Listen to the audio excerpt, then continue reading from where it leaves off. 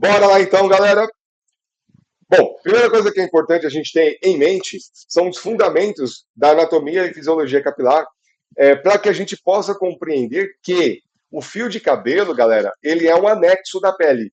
Ele é um anexo. Então, eu preciso compreender onde ele está fixado, qual a função daquele fio de cabelo, para que eu possa transformar este fio de cabelo, ok? Então, primeira coisa que é importante a gente compreender aí é, sobre o anexo cutâneo. Então, a gente tem a pele. Qual que é a função da pele? Galera, presta bastante atenção nisso. A função da pele é proteger o corpo, certo? Então, ela é um órgão responsável pela proteção do corpo. Qualquer coisa que, em tese, ataque aquela pele, vai gerar uma resposta de um processo inflamatório. Né? O que é inflamação? A inflamação é uma resposta do meu organismo a alguma coisa que tentou invadir o meu corpo, ok?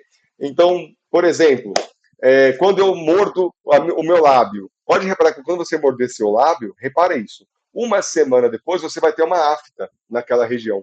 Por que aconteceu isso? Por que criou aquela afta? Porque o seu corpo não sabe que você mordeu o seu lábio.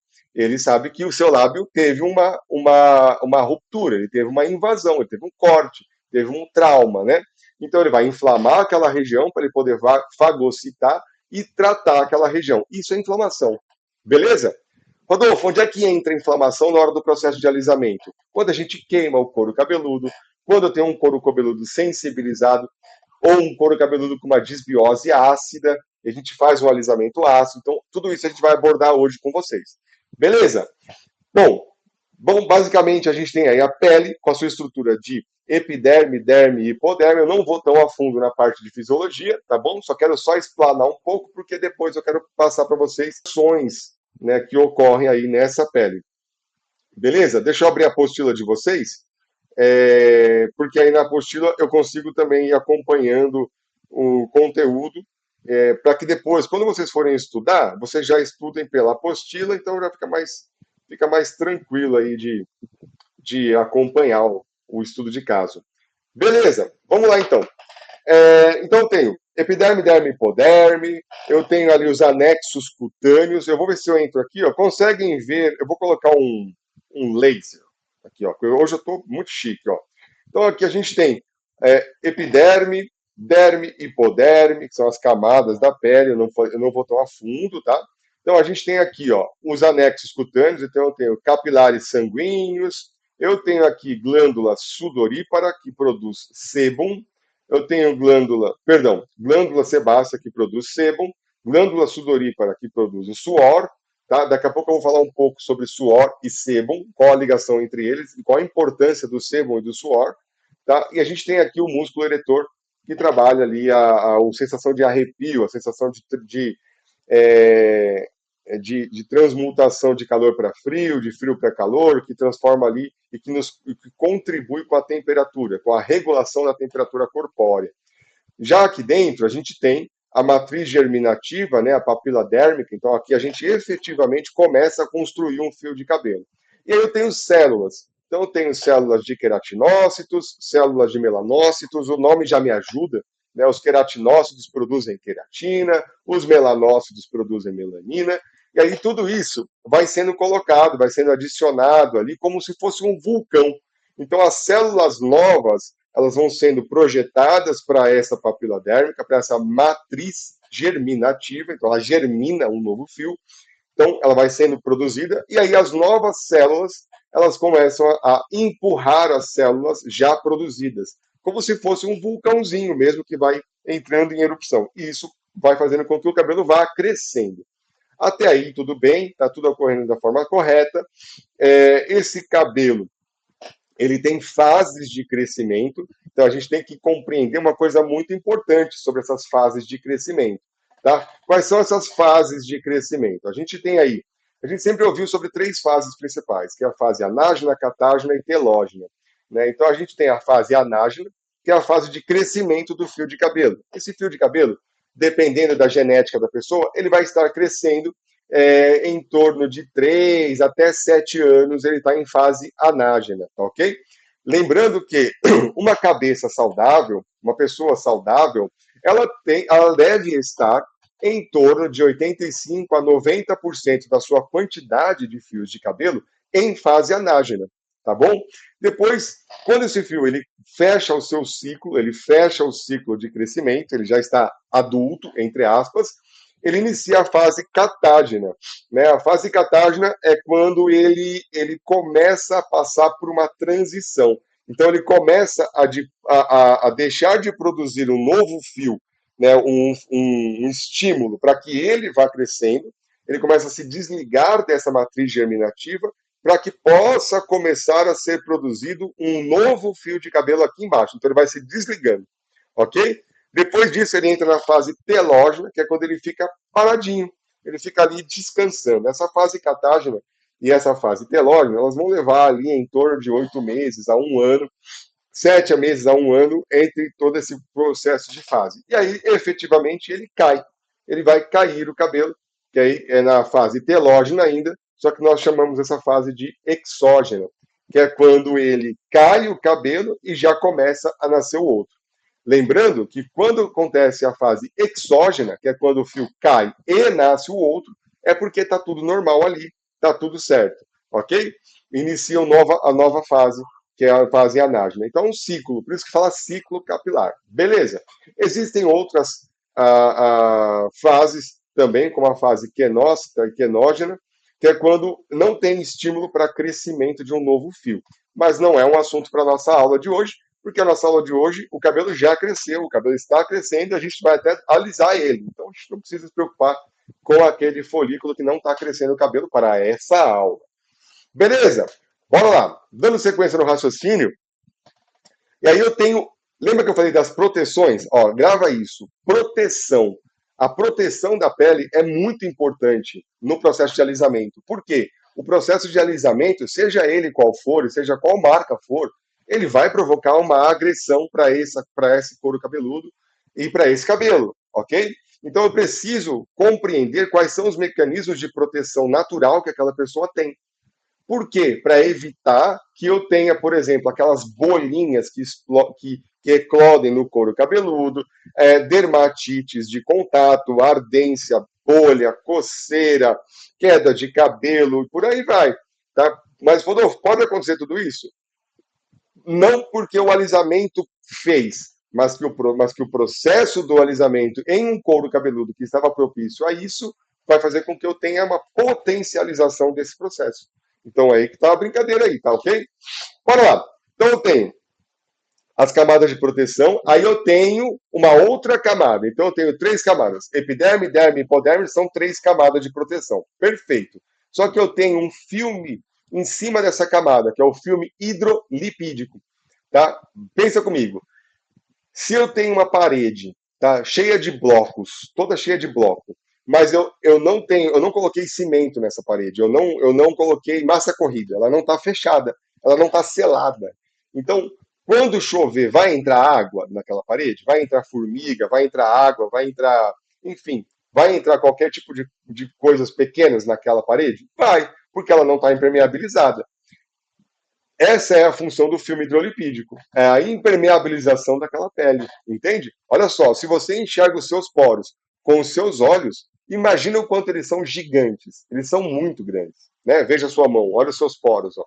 Você consegue enxergar com os olhos, então quer dizer que é muito grande. O que faz com que eles fiquem impermeáveis é o filme hidrolipídico. E o que é o filme hidrolipídico? Do que ele é composto? O filme hidrolipídico ele é composto da junção, tá, da secreção que nós produzimos da glândula sebácea e da glândula sudorípara, dos fluidos corpóreos. Então, quais são esses fluidos? Glândula sebácea produz sebo. Glândula sudorípara produz suor. Sebum é um lipídio, é óleo, é lipídio. E suor é água, é hidro. Por isso que se fala filme hidrolipídico, que é a mistura de suor e água. Beleza? Muito bem. O fio hidrolipídico ele precisa estar equilibrado. Então eu tenho que ter um equilíbrio entre o suor e a água. Se eu tenho muito suor, Grava aí, presta atenção. Olha, essa dica aqui é pro resto da vida. Se eu tenho muito suor e eu tenho pouca produção de sebo, que é o que acontece, por exemplo, muito nas mulheres que estão na menopausa, sabe aquele suor, aquele calorão, aquele suor excessivo? Acontece muito isso nas mulheres na menopausa. Isso influencia muito no alisamento. Por quê? Se eu tenho muito suor e pouca concentração, pouca distribuição de sebo naquele couro cabeludo, esse suor excessivo, ele é ácido. Olha isso, grava aí, já começou a aula com dica hoje, hein? O suor é ácido, tudo bem? Então esse ácido faz com que o pH do couro cabeludo ele se mantenha ácido. Essa acidez ela não é boa para o couro cabeludo. Tá? O pH do couro cabeludo ele tem que girar dentro de um pH fisiológico, que é em torno de 4,2 a 5,8. Se eu tenho muito suor, eu vou ficar com esse pH ácido. Olha aí, os alisamentos, tem os alisamentos ácidos também, não tem? Então, quando eu ponho um alisamento ácido com ácido, eu aumento a acidez daquele couro cabeludo, o que pode potencializar, por exemplo, uma dermatite atópica. Mas eu vou explicar mais à frente. Então, se eu tenho muito suor, eu tenho muita acidez. Se eu tenho muita acidez, eu vou, além de eu deixar esse couro cabeludo mais ressecado, mais desidratado, por mais que eu seja hídrico, né? Mas o pH ácido ele vai desidratando aquele couro cabeludo e vai também eliminando a microbiota. Né? O próximo slide eu vou falar sobre a microbiota e a importância dela. A microbiota é a nossa quinta camada de proteção do couro cabeludo, a microbiota cutânea. Só que se eu tenho ele muito oleoso também, se eu tenho oleosidade em excesso, eu tenho uma produção exacerbada de oleosidade. Então, duas características importantes quando a gente faz alisamento. Antes da gente fazer alisamento, eu tenho que olhar esse couro cabeludo e perceber se eu tenho um equilíbrio, uma homeostasia, um equilíbrio ali, né, naquele couro cabeludo entre oleosidade e suor. Por quê? Se eu tiver muito suor e pouca oleosidade, eu tenho um filme hidrolipídico, que é um filme de proteção, desequilibrado. Então eu já tenho que pensar, opa, preciso ficar esperto nesse couro cabeludo aí. Se eu tenho muita oleosidade, eu também tenho um desequilíbrio. Então eu tenho uma produção muito exacerbada da glândula sebácea, ok? Que ela pode interpretar, por exemplo, que aquele alisamento está invadindo, aquele alisamento está desequilibrando aquela produção e, como resposta, ela vai produzir mais oleosidade. Alguém já fez alisamento, por exemplo, e depois que fez alisamento, começou o que assim, nossa, depois que eu fiz alisamento, menina, começou a ficar muito oleoso o meu couro cabeludo. Né? Por quê? Porque desequilibrou, né? Desequilibrou essa camada, esse manto de proteção, que é o filme hidrolipídico ou o manto hidrolipídico, dependendo da literatura que você for estudar. Beleza até aí? Próximo ponto. Então já estudamos aí, né? A acidez exacerbada ou a oleosidade exacerbada, a gente tem que ficar alerta e compreender que isso pode contribuir aí para uma intervenção pós-processo de alisamento capilar.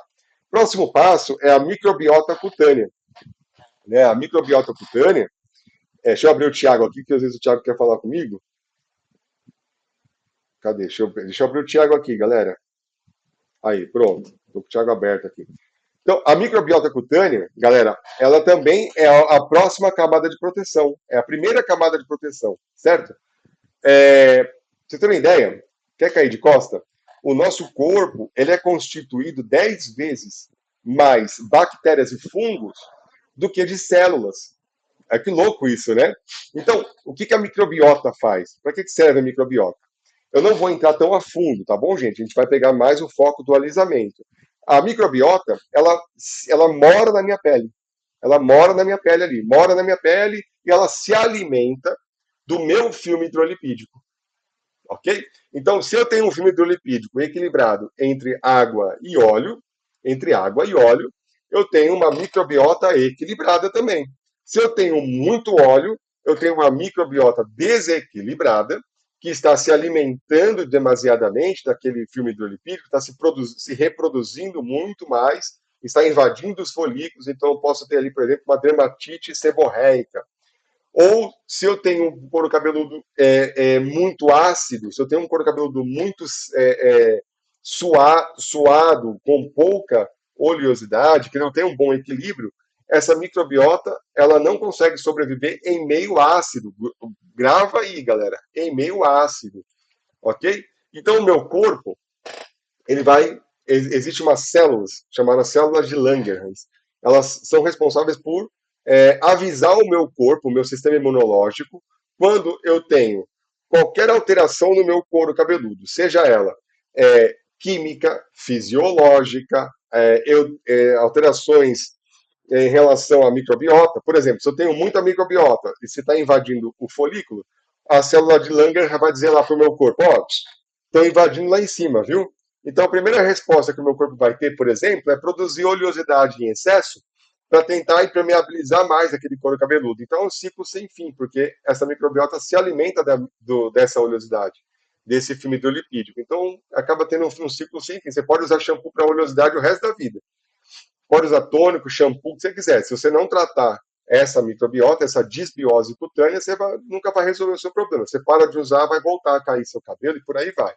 Mas o assunto hoje não seria isso, né? Seria um outro assunto que é o alisamento. Porém, quando eu tenho muito suor nesse couro cabeludo, eu tenho muita acidez no couro cabeludo. Gravem isso, acidez. E quando eu tenho muita acidez, a microbiota morre. Então a célula de Langer vai dizer assim, ó, lá em cima está sem proteção, viu?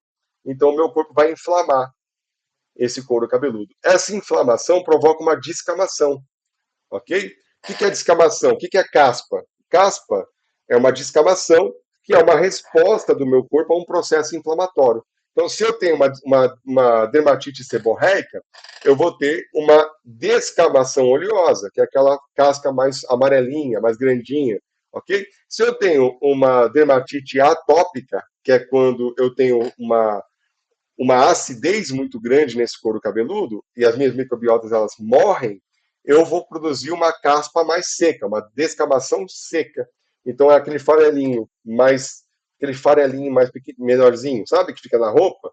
Então são os dois tipos de descamações mais comuns, que é oleosa e seca. Muito bem. Então quando você vê o cliente com descamação, você já tem que imaginar o seguinte: se está descamando esse couro cabeludo, se tem caspa, é porque está inflamado, tá? Então fica esperto nisso daí, fica atento. Fala, opa, peraí, já tem descamação. Então, se já tem descamação, está inflamado. Então tem que ver se está vermelho esse couro cabeludo. Por que está inflamado?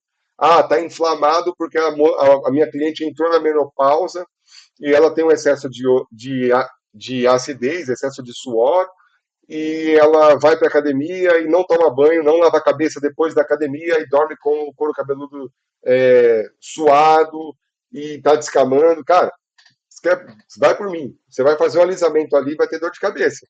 Vai coçar, vai ferir, né? Porque eu vou colocar ácido em cima de ácido com pH ácido do couro cabeludo que está ácido. Olha o tanto de ácido aí. Então vai dar ruim, né? Mas depois, no final do curso, eu vou passar algumas dicas para vocês como fazer essa aplicação, ok? Bora lá. Dando sequência, agora vamos para o fio de cabelo.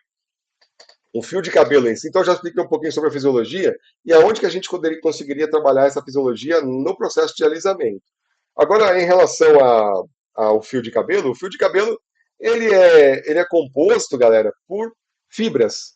Tá? O fio de cabelo ele é fibra, é uma estrutura fibrosa. Né? Então, ele tem ali os seus elementos químicos, né, são a sua base química, eu vou falar no próximo slide. Esses elementos químicos eles formam fibras, que são pequenas fibras, bem pequenininhas, chamadas protofibrilações. Tá?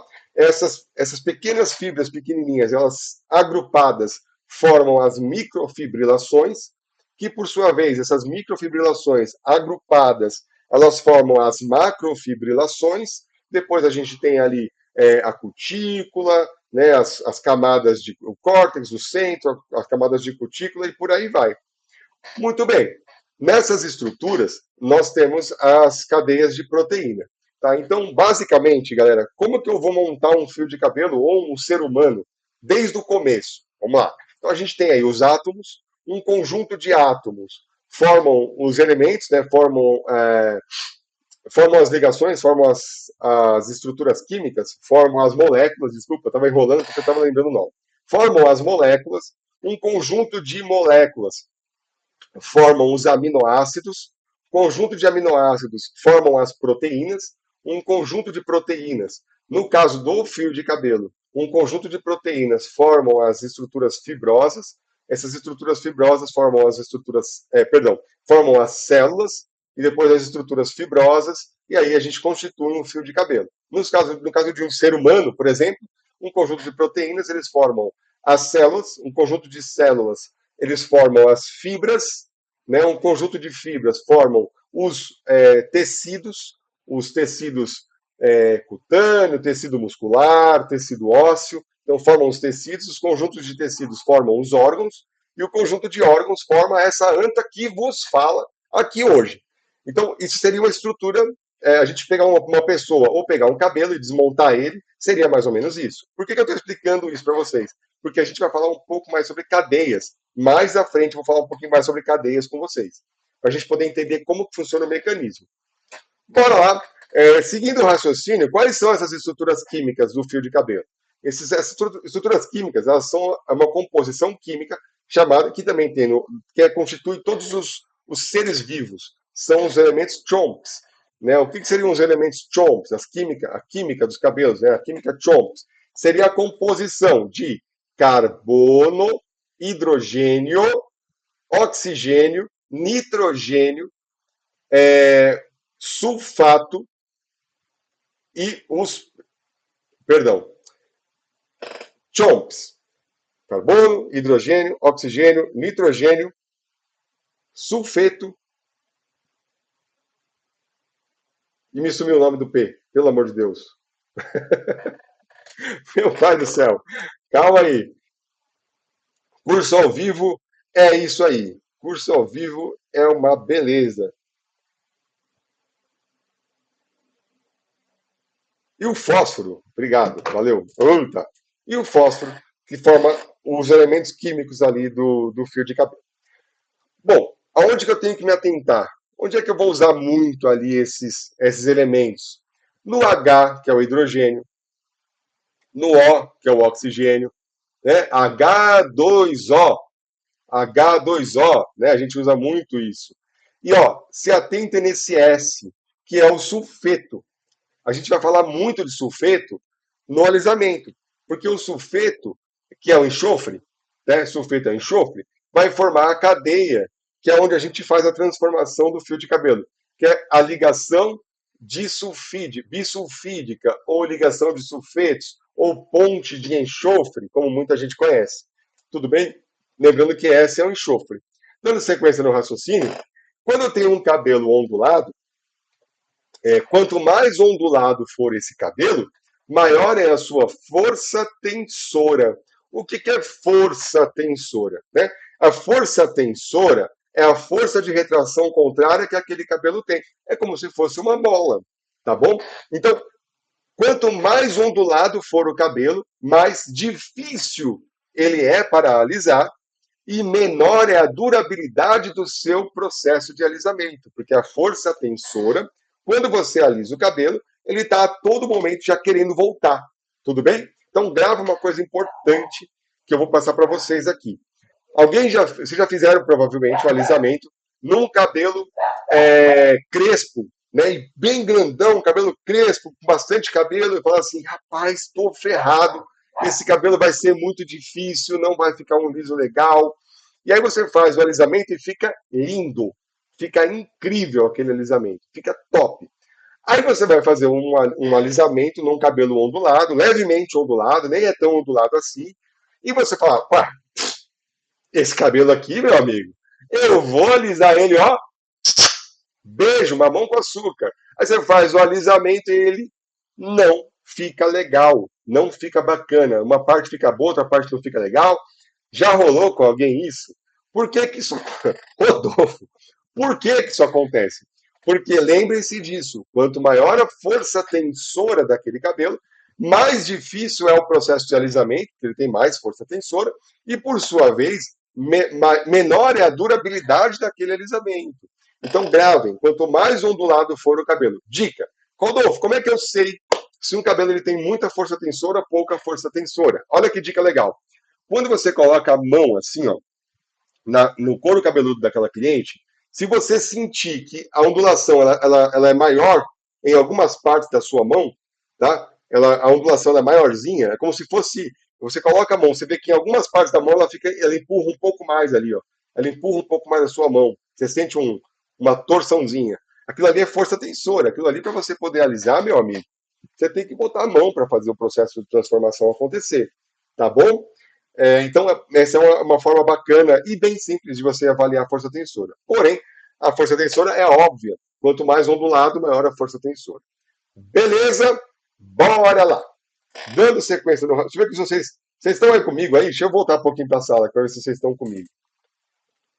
Vocês estão comigo aí, gente? Tem bastante gente aí comigo? Como é que você. Meu Deus do céu, quanta gente! Que legal! Vocês estão. Tá todo mundo aí, né? Ninguém me abandonou. Eu tô falando. Dá uma agonia. Você vai falando meio que para a câmera, para você mesmo, assim? Ah, não. Então vocês estão aqui comigo. Beleza. Então aqui. Olha. Dando sequência no nosso raciocínio. Tá? Dando sequência no nosso raciocínio. Pensando nessa força tensora, nós temos aí os tipos de curvaturas. Tá?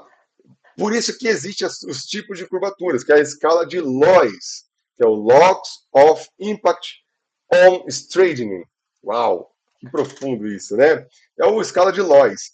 O que seria a escala de Lois? A escala de Lois, ela serve para poder mensurar para nós, mensurar ali para o profissional tricologista, para o profissional cabeleireiro, qual é o nível de escala de força tensora daquele fio de cabelo, ok? Então ela vai de 1 a 4, ela vai da numeração de 1 a 4, beleza? Na apostila de vocês, gente, tudo que eu estou explicando, tá tudo na apostila de vocês também, que o Tiagão vai mandar para vocês, e eu vou estar no nosso grupo de mentoria também, que vocês vão fazer parte do grupo de mentoria, tá bom?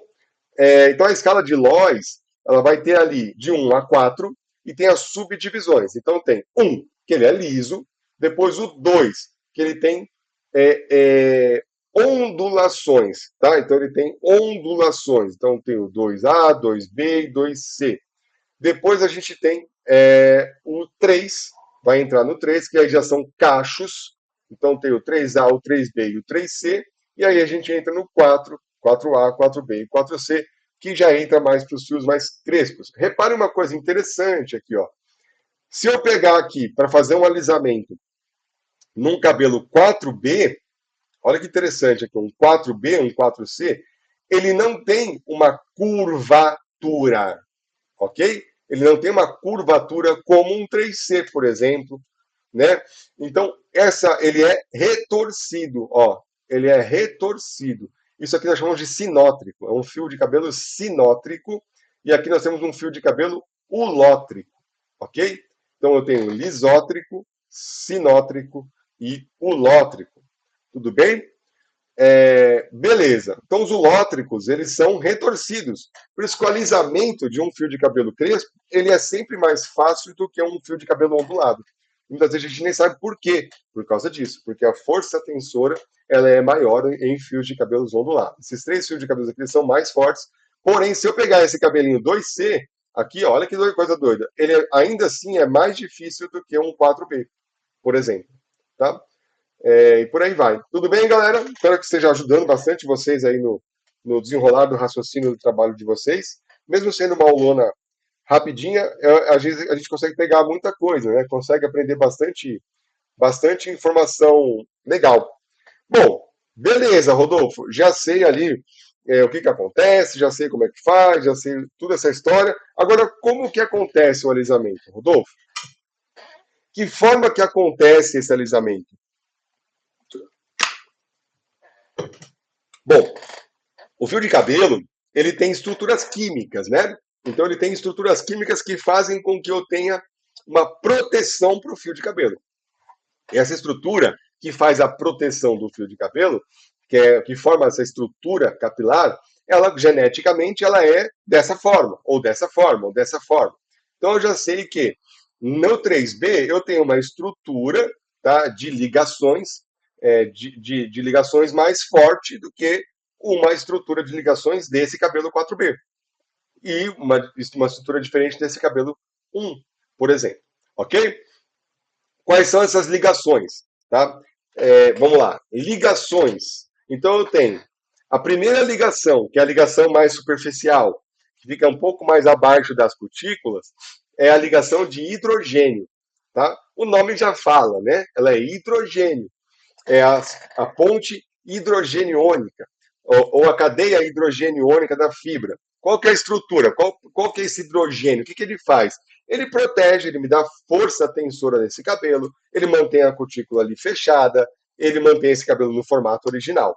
Então, então tem a ponte de hidrogênio, depois eu tenho as ligações salinas. Quais são as ligações? Porque o que é a ligação salina? O que a ligação salina faz? Ela fica um pouco mais profunda entre a ligação de hidrogênio, aí depois vem a ligação salina. Essa ligação salina, galera, ela é composta por fazer com que eu tenha, por exemplo, uma coesão correta das cutículas. Então eu tenho ali uma ligação de cátions e íons, né? Os íons e os cátions. Então eu tenho positivo e negativo. Então, positivo e negativo, os opostos se atraem. Então, eu tenho uma cutícula fechada. Quando eu coloco um shampoo no cabelo, por exemplo, um shampoo ele é aniônico, né? O shampoo é aniônico, ele aumenta o grau aniônico do fio de cabelo, que por sua vez vai fazer com que essas ligações elas se descentralizem, e aí eu tenho ânion com ânion, se os opostos se atraem, os mesmos se repelem. Então eu tenho uma dilatação da cutícula, por exemplo, e aí vai. Então esse é o processo, por exemplo, que a gente usa um shampoo antes de fazer um alisamento, para que eu possa aumentar o grau aniônico de um cabelo, dilatar essa cutícula, aumentar o grau aniônico, para quê? Para eu poder aumentar a bioafinidade daquele alisamento na absorção. Porque os alisamentos, por eles serem ácidos, no caso dos ácidos, eles são catiônicos. Então, vamos lá. Eu tenho uma cutícula fechadinha, eu tenho positivo e negativo. Eu vou lá e coloco. É claro que é muito mais complexo do que isso. Estou só dando uma exemplificação mais rápida. Então, eu tenho ali o negativo e positivo, eu tenho uma cutícula mais fechada, mais coesa. Eu faço ali uma aplicação de um shampoo, né, com o surfactante, com os seus sequestrantes. Eles vão fazer o quê? Eles vão fazer com que eu tenha uma anionização maior nessa fibra, provocando uma dilatação nessa cutícula e fazendo com que o fio fique mais aniônico. Né? Como ele está mais aniônico, quando eu coloco um ativo catiônico, ânion e cátion, negativo e positivo, os opostos se atraem. Então eu tenho uma absorção melhor do alisamento, eu tenho uma absorção melhor do condicionador, tenho uma absorção melhor da máscara de tratamento e por aí vai. Então eu tenho uma absorção por bioafinidade. Esse é o mecanismo de absorção para o fio de cabelo, nessas ligações. Tudo bem? E aí eu tenho, obviamente, em última instância, eu tenho as ligações bisulfídicas, ou disulfetos, ou pontes de enxofre, depende da literatura que você for estudar, vai estar te abordando com esses nomes. Tá? Então eu tenho ali as ligações de enxofre, as ligações bisulfídicas, disulfetos, que elas são compostas basicamente ali por cistina, sulfeto, sulfeto e cistina. Então tem a estrutura ali dela, basicamente de sulfetos. Bisulfetos, bisulfídica. Então são dois sulfetos. É ali que funciona o alisamento, tá bom? Então o que vai acontecer? Vamos lá. O que vai acontecer aqui, ó? Eu tenho as pontes disulfídicas, né? Tem a cadeia de queratina, tá? Aí eu vou entrar com pH, eu vou entrar ali com o alisamento, no caso aqui é um alisamento ácido, né?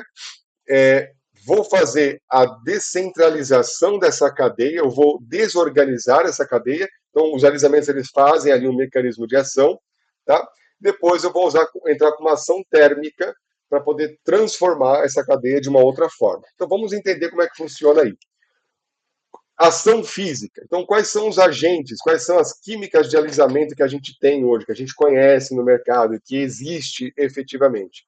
Então, eu tenho a ação, o alisamento físico, tá? Eu tenho os alisamentos alcalinos, os alisamentos fórmicos, os alisamentos ácidos, tá? E eu tenho o que eles vão provocar, que é a desnaturação e a precipitação proteica. Vamos começar pela desnaturação e a precipitação, tá? Desnaturação proteica é quando alguma química entra no cabelo e desnatura aquelas proteínas. Elas estavam dessa forma, e aí, após desnaturadas, elas ficam dessa forma. Elas começam a desnaturar, elas vão soltando a sua. Opa, eu saí do slide. Vão soltando a sua força tensora, que, por sua vez, através da gravidade, da lei da gravidade, o fio fica mais soltinho. Ok? Então, isso é desnaturação. E precipitação é quando eu pego esse fio que está desnaturado, essa estrutura proteica que está desnaturada, e através de outros elementos químicos eu transformo num novo formato que eu quero, que é ou liso ou cacheado. Também. Tá? Então, assim, a gente está falando de alisamento, só que também se enquadra para cacheados. Eu vou explicar daqui a pouquinho para vocês. Em resumo, vamos lá. Como é que é um alisamento físico? Eu peguei o cabelo e eu pranchei o cabelo. Eu sequei o cabelo. Eu escovei esse cabelo. Quando eu escovo e quando eu prancho um cabelo, eu libero hidrogênio desse cabelo. Então, eu desestruturo a ligação de hidrogênio desse cabelo, as ligações hidrogeniônicas. Então, eu vou retirar hidrogênio do cabelo. Olha aí, galera, que legal isso. Eu vou retirar hidrogênio do cabelo. E aí o cabelo vai ficar liso. Ou o cabelo vai ficar cacheado, quando eu faço babyliss. Perfeito? Então, eu retirei hidrogênio, dando um novo formato, precipitando essa cadeia. Eu desnaturei as ligações hidrogeniônicas e precipitei através do calor, deixando o formato liso ou o formato cacheado quando eu faço babyliss. Até então, nada demais. Porém, quando você molha o cabelo, quando você molhar o cabelo, o que você está devolvendo para o cabelo? H2O. H2O. Duas moléculas de hidrogênio e uma molécula de oxigênio. Então, você está devolvendo para o cabelo hidrogênio. Quando você devolve o hidrogênio que foi retirado, esse cabelo retoma o seu formato original. Então, se ele era ondulado e você escovou o cabelo e foi para a chuva, choveu, voltou a ficar ondulado. Tomou banho, voltou a ficar ondulado. Entrou no mar, na piscina, voltou a ficar ondulado. Ok? Se ele era liso e você fez um babyliss, a gravidade vai soltando ele, e se você molhar, ele volta a ficar liso, porque você devolveu o hidrogênio para aquela composição, para aquele cabelo. Isso é ação física. Isso é o alisamento físico. Tudo bem? Então eu desnaturei, olha lá, desnaturei as ligações de hidrogênio e precipitei através do calor, dando um novo formato. Isso é alisamento físico. Tudo bem, galera? Ele é temporário. Né? A gente está bastante acostumado. Escova, por exemplo, no salão é o que mais acontece. Né? Aí a gente tem os alcalinos. Quais são os alcalinos? O que os alcalinos fazem? As duas classes principais de alcalinos são os alcalinos tiols, que são os tioglicolatos, e os hidróxidos. Né? Então, a guanidina, por exemplo, é a mais conhecida dos hidróxidos. E o tioglicolato de amônio é o mais conhecido dos tioglicolatos. Vale ressaltar que existem vários outros tipos de hidróxidos e vários outros tipos de tiols. Como é que eles funcionam? Os alcalinos, eles vão entrar lá, eles vão desnaturar a ligação de hidrogênio, eles vão descentralizar a ligação salina e eles vão atingir as pontes de enxofre, as ligações da ponte de enxofre. Então, eles vão fazer o quê? Eles vão desnaturar a ponte de enxofre, né? As pontes disulfídicas, as pontes bisulfídicas. Ele desnatura essas pontes. Ou seja, ele vai deixar aquela ponte amolecida. Então, os tiols, eles fazem o quê? Eles entram no fio de cabelo, na ponte de enxofre, ele deixa ela amolecida, mole, e através da gravidade, esse cabelo que ficou mole, ele fica relaxado. Por isso que vem o nome do relaxamento. Beleza? Já os alcalinos hidróxidos, os hidróxidos como a guanidina, por exemplo, o que ela faz? Ela entra lá no fio de cabelo, aí tem as pontes de enxofre, são dois enxofres aqui, tá vendo aí, ó? Ele vai retirar um enxofre, ele pega um enxofre, oi caramba, saí do trem. Ele pega um enxofre e ó, tira fora, formando uma nova ligação, tá bom? Que é a lantionina. Então ele vai formar a lantionina. Então ele pegou as pontes disulfídicas e retirou um sulfeto dela, formando ali a lantionina, a lantionização. Então, Como ela retirou uma cadeia, o fio de cabelo fica também amolecido, ele fica descentralizado, ele fica desnaturado, e através da gravidade ele relaxa. Ele forma um novo formato porque ele desnaturou e a gravidade relaxou esse cabelo. Beleza! Muito bem. Depois disso, existe um outro tipo de alisante, que é o fórmico, né? O alisamento fórmico, ele não é um alisamento. O formol, ele não alisa o cabelo. O formol não é um alisamento capilar, tá? O formol, ele impermeabiliza a fibra, então ele forma um processo chamado vitrificação ou polimerização vítrica, ou vítrea. Depende da literatura que você for estudar ali. Então, o formol, o que ele faz? Eu vou alisar o cabelo pela ação física, tá bom? Vale ressaltar que essa ação física, ela vai alisar o cabelo quando o fio de cabelo atinge 180 graus Celsius. Tudo bem, galera? Então não adianta querer usar pranchas que vão queimar o cabelo no meio, que vai derreter o cabelo, porque você só vai isso é bom porque você vai adiantar o seu trabalho. Ele é mais rápido, porque você alcança 180 graus Celsius mais rapidamente. Mas o fio de cabelo ele vai alisar, ele vai precipitar, ele vai alisar quando ele atinge 180 graus Celsius, no caso de alisamentos térmicos. Então, o alisamento com formol, o que ele faz? Ele vai fazer um alisamento físico. O alisamento físico que você está acostumado, que você faz sempre com escova e com prancha. Qual a diferença? Ele vai derreter este formol, com o calor, ele vai dissolver essa composição fórmica entre as cutículas do cabelo, provocando ali uma impermeabilização nessa fibra, que é um processo de vitrificação, de polimerização vítrea. E aí, quando o cabelo fica liso, porque você alisou pela ação física, pela ação térmica. Qual que é o problema do formol, galera? É que quando você lava o cabelo, o hidrogênio não consegue entrar. Então ele não consegue devolver o cabelo para o formato original que ele era ondulado. Então, se o hidrogênio não consegue entrar nesse cabelo, não consegue ter função, imagina a hidratação, a nutrição, a reconstrução, imagina o tratamento desse cabelo. Acabou. Então a tendência é que esse cabelo, com o passar do tempo, ele vai ficando mais degradado, mais desnaturado, ele vai ficando mais quebradiço. Pode reparar que as pessoas que usam formol, elas tendem, com o passar do tempo, ir cortando o cabelo e ficando com o cabelo mais curto, porque as pontas vão ficando mais desidratadas, quebradas e quebradiças e por aí vai. Beleza? E aí a gente entra no alisamento mais moderno, os alimentos mais modernos, que são os ácidos, né? O que os ácidos vão fazer ali? O que esses ácidos vão trabalhar? Então, a gente tem ali bromelina, tem ali o ácido bioxílico, tem diversos tipos de ácido que fazem o processo de alisamento. Mais comum, bioxílico. Como que funciona esse ácido? Né? Como é que funciona o processo ácido? Então eu vou entrar nesse fio de cabelo ali, né? Então esse ácido vai entrar nesse fio de cabelo, ele desnatura as proteínas sem descentralizar os sulfetos, então ele forma ali uma, uma, uma nova cadeia proteica, então ele não desnatura aquela cadeia proteica, ele não derrete ela, ele não desestrutura ela. Ele forma uma nova cadeia proteica, né, pela interação dos carboxílicos dessa ação. E aí, através dessa nova cadeia, que é um tipo de desnaturação também, quando eu uso o calor, através da fonte de calor, tá? Eu realinho essa fibra para um novo formato. Então, seria mais ou menos ali uma junção de um alcalino, só que ele não vai desnaturar a ponto, por exemplo, de derreter o cabelo, ou de quebrar o cabelo.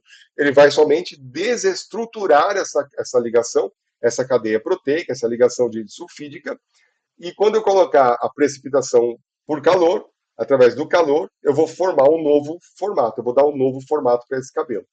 Tá bom? Vamos resumir? Ação física é a precipitação proteica. Quando o fio de cabelo atinge 180 graus Celsius, ele libera hidrogênio e aí ele dá um novo formato temporário para o fio de cabelo, que quando eu lavo, devolvo o hidrogênio e ele volta para o formato original. Fechou. Alcalinos, eles desnaturam a proteína, né? Então, eles desestruturam e desnaturam essa proteína. Então, o tioglicolato, ele desestrutura, formando um novo formato, e os hidróxidos, eles degradam essa proteína, formando uma nova cadeia, que é a lantionina. Então, por isso, por exemplo, quando você faz um alisamento, enxofre é deliberado, ele é retirado, parte de enxofre é retirada desse córtex, tá? Então, por exemplo, até mesmo no processo, até mesmo, por exemplo, no processo ácido, esse enxofre é liberado no processo de transformação, e aí você tem aquele, por exemplo, é muito comum em alisamentos ácidos, quando a pessoa tem muito enxofre no cabelo, na sua estrutura química principal, quando ela lava o cabelo com aquele cheiro de enxofre, né? Já vou explicar depois como que você tira esse cheiro também. Depois tem o fórmico, que ele vai, na verdade, ele vai se aproveitar do alisamento físico, formando uma impermeabilização na fibra e impedindo que o hidrogênio retome. E os alisamentos ácidos, eles desnaturam a proteína, sem desestruturar essa cadeia, né, perdão, eles desnaturam sem a desestruturação, sem a solubilização desse cabelo, e aí você vai fazer a precipitação proteica pelo calor também, dando um novo formato. Beleza? Muito bem. Bom, qual a avaliação que eu tenho que fazer para um pré-alisamento? Qual que é o diagnóstico correto? Qual que é a preparação que eu tenho que fazer para esse cabelo? Para evitar ali, até um corte, né? Até um corte químico, que nós chamamos de corte químico. O que é um corte químico? Corte químico é quando eu desnaturo demasiadamente aquele fio de cabelo e depois eu provoco um trauma nele. Então, vejam só, olha que coisa louca. Se eu fizer uma desnaturação muito forte, depois eu pranchar demasiadamente aquele cabelo, eu posso traumar ele, eu posso quebrar esse cabelo, provocando um corte químico. Veja um trauma e um corte químico em microscopia, visto aí para vocês. Está vendo aqui, ó? Então, aqui tem um corte químico acontecendo, olha só. Aqui é o calor, ó, excesso de calor, eu vou carbonizando essas proteínas até provocar ali um corte químico, por exemplo. Qual que é a avaliação? Primeira coisa que é importante, galera, é avaliar o couro cabeludo. É entender como é que é o couro cabeludo daquela cliente que eu vou aplicar. Pô, o couro cabeludo da cliente, ele tá todo cheio de feridas. Ele tá ferida, ele tá com bolha, ele tá com sensibilidade, ele tá com dermatites atópica. Essa cliente ela tem descamação seca, ela tem oleosidade em excesso ou desidratação em excesso. Você tem que prever o que vai acontecer ali. Então, eu falo muito para os cabeleireiros isso, cara. O cabeleireiro não pode só mexer no couro cabelo, só no cabelo. Ele tem que compreender que o anexo está na pele. Você tem que olhar como é que está esse couro cabeludo. Ele já está degradado, ele já está todo danificado, ele já está com feridas, ele já está. Cara, você vai ter problema, ele vai te dar problema. Por que vai dar problema? Porque esse alisamento ácido ou alcalino, ele vai interagir com o pH daquele couro cabeludo, proporcionando um aumento dessa dermatite. Vale ressaltar que o aumento uma dermatite não tratada, ela evolui para um eflúvio telógeno. Então vamos lá. Olha só o problemão ali. Eu tenho uma cliente que tem um couro cabeludo com uma dermatite atópica, com uma descamação, e que ela está quase entrando em eflúvio. Essa inflamação dela está tão sem tratar que ela já vai entrar para eflúvio telógeno, vai começar a cair cabelo. Aí você faz o alisamento você faz um alisamento ácido num couro cabeludo de dermatite atópica, que está com o pH ácido, e você aumenta essa acidez, fatalmente, você vai acelerar o processo de queda. O que ela vai dizer? E você provocou queda no cabelo dela, e o alisamento não provoca queda. Porém, se eu tenho um couro cabeludo com uma dermatite atópica, e eu aumentei essa dermatite, eu contribuí para essa queda. Então, ficar sempre esperto nisso. Couro cabeludo tá ruim, galera, depois no final desse curso eu falo muito sobre ética profissional. Galera, couro cabeludo tá doente, não alisa. Ou se for alisar, distancia do couro cabeludo. Ponto. Ah, mas a minha cliente não quer fazer um alisamento que eu distancie do couro cabeludo do alisamento. Cara, não faz. Não faz. Naquela cliente, entendeu? Então explica para ela, você está com uma dermatite, se eu fizer um alisamento ácido no seu couro cabeludo já está ácido, eu vou aumentar a acidez, pode provocar uma queda de cabelo, eu vou aumentar o seu processo. Então eu posso até fazer de repente um alisamento, dependendo do caso, você vai avaliar, nesse caso, por exemplo, eu vou fazer um alisamento, mas eu não vou encostar próximo ao couro cabeludo. Eu vou distanciar desse couro cabeludo. Tudo bem para você? Ok. Ou então eu não vou fazer, está muito ruim, eu preciso tratar esse couro cabeludo. E por aí vai. Você vai entendendo de acordo com cada tipo de cliente. Mas no final do curso eu vou dar uma dica de como você vai fazer para chegar bem próximo do couro cabeludo sem encostar a acidez, sem encostar o alisamento, tá? Depois disso, é muito importante você fazer o teste de mecha. Então, Rodolfo, eu faço o teste de mecha no pós-colorante, eu faço o teste de mecha na coloração, mas eu não faço o teste de mecha no alisamento. Cara, é importantíssimo fazer o teste de mecha no alisamento. Você tem que entender o seguinte: beleza, o alisamento não vai quebrar o cabelo, mas o alisamento ele é feito por uma ação térmica. E a prancha, ela pode quebrar o cabelo, o excesso de calor. Se o cabelo não tiver uma boa resistência térmica, é um cabelo loiro, por exemplo, que já foi degradado, já foi desnaturado várias vezes para poder chegar naquela cor, ele fatalmente não vai ter muita resistência térmica. Então, você tem que entender. Às vezes você tem um cabelo loiro, loiro, loiro, loiro. Quem já pegou essa situação, comenta aí, ó. Cabelo loiro, loiro, loiro. E ao mesmo tempo ondulado, ondulado, ondulado. Rapaz, é um desafio alisar um cabelo desse. Você tem que cobrar mais por isso. Por que, Rodolfo? Qual o problema nisso? Porque se você não pranchar corretamente, não colocar uma fonte de calor adequada naquele fio de cabelo e contínua, você não vai alisar esse cabelo. Mas se você colocar também e trabalhar em excesso, você vai desbotar ele, vai carbonizar o pigmento. Então, o teste de mecha serve para isso. O teste de mecha serve para que você possa compreender qual o tipo de força que você vai usar, a, a intensidade dessa força, como que esse cabelo vai degradar. E aí a dica que eu te dou no teste de mecha é o seguinte: olha a dica aí, galera. Quando você prancha o cabelo, a ponta do cabelo, se ela começar a abrir, se você pranchar a mechinha e o cabelo começar a se retorcer quando passa o calor, então já repararam isso? Você passa a prancha, o cabelo fica todo retorcido na hora que você passa a prancha.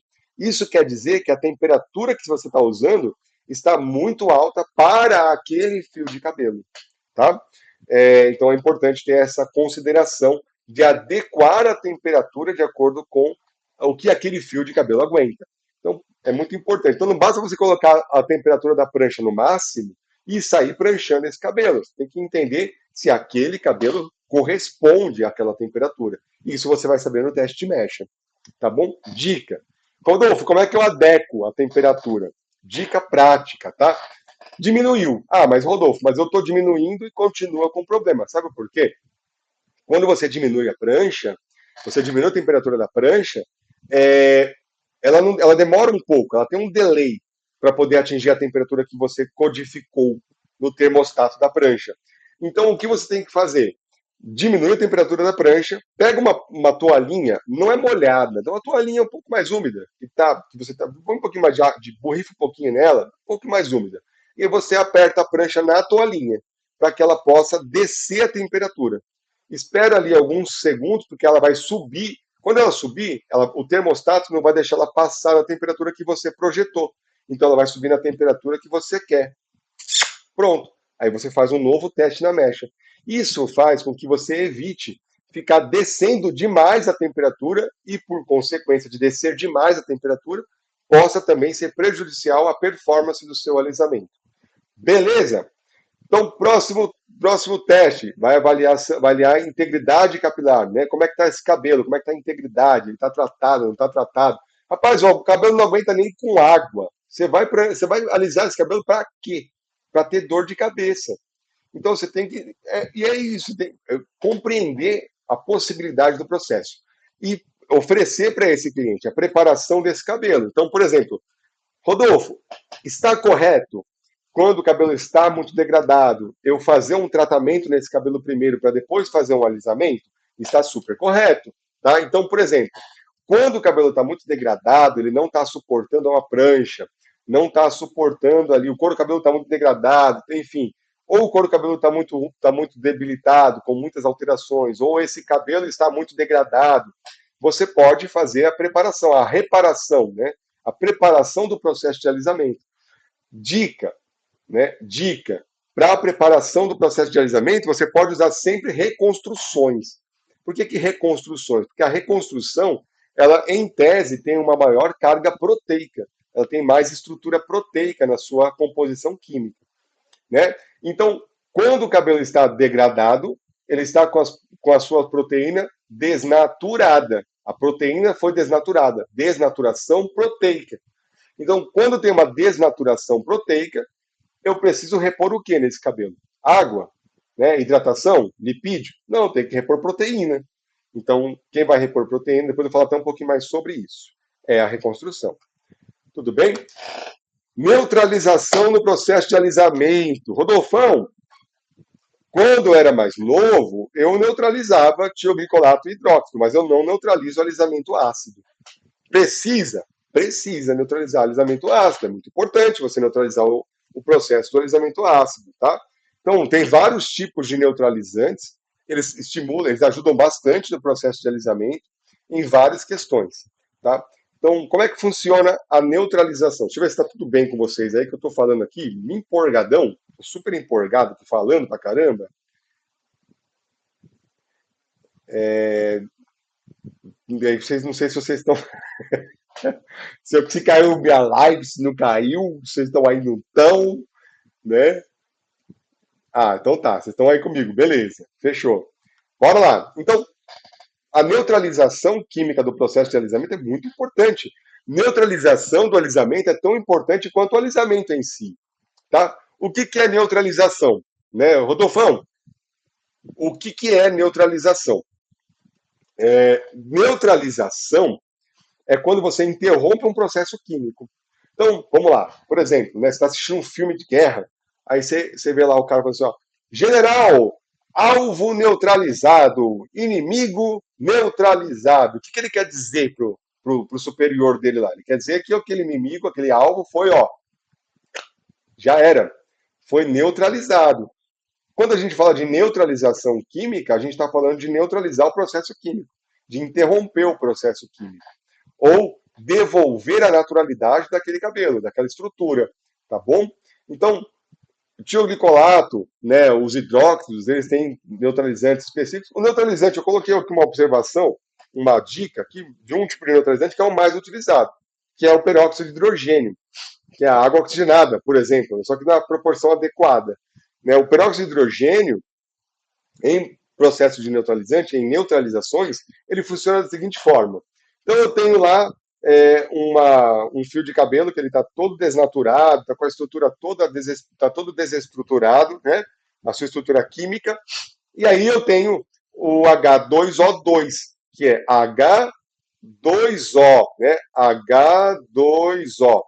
Isso é água. Né? H2O, né? H2O2 é água, O2, oxigenada. Ela tem um oxigênio a mais. Por que tem esse oxigênio a mais aqui? Qual que é a função desse oxigênio a mais no processo de neutralização? Quando eu coloco H2O2 em um cabelo que está desestruturado, eu dou uma molécula de oxigênio lá para o córtex para poder oxidar essa estrutura, oxigênio oxida, para oxidar essa estrutura que está descompensada, e aí eu vou liberar o H2O. Então eu vou ter o H2O2, vou entregar um oxigênio para essa estrutura interna, oxidando o processo químico, e vai sobrar água para fora. E aí eu neutralizei o processo químico. Tudo bem? Rodolfão, onde que isso pode me ajudar?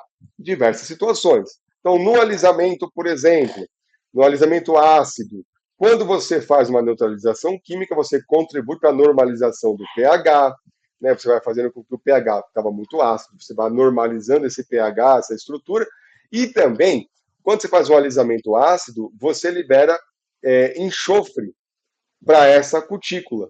Né? O enxofre, toda molécula, quando ela fica sozinha, ela fica reativa. Então, quando ela se libera do cabelo, ela se prende a uma molécula que contém enxofre também, que no caso é a queratina das cutículas. Por isso que quando o cabelo você faz um alisamento, ele está seco, ele não fica fedido. Mas quando você coloca água, ele fica fedido, com cheiro de enxofre. Por que com cheiro de enxofre? Porque esse enxofre está desprendido naquela cutícula. Então, quando você devolve uma neutralização química, você vai oxidar essas partículas, essas moléculas de enxofre, neutralizando o cheiro de enxofre que fica no cabelo. Por exemplo, isso faz com que o alisamento ele tenha maior durabilidade também. Então você normaliza, vai fazer com que o cabelo ele tenha mais resistência química para quando você for fazer umas mechas. Por isso tem gente que fala assim, nossa, mecha só pode fazer em cabelo com formol, não pode fazer em cabelo com ácido. Por que ele fala isso? Porque ele não compreendeu ainda que o cabelo com ácido precisa ser neutralizado. Se ele for neutralizado, ele vai resistir a uma mecha depois. Entendeu? Então a neutralização tem que ser usada. Tioglicolato e hidróxido é mais comum, mas no alisamento ácido nem tanto. Por isso que é importante esse processo de neutralização em alisamentos ácidos. Dica, tá? Vou mais além. Mas isso é assunto para uma próxima aula. Qualquer dia a gente marca para fazer uma aula dessa.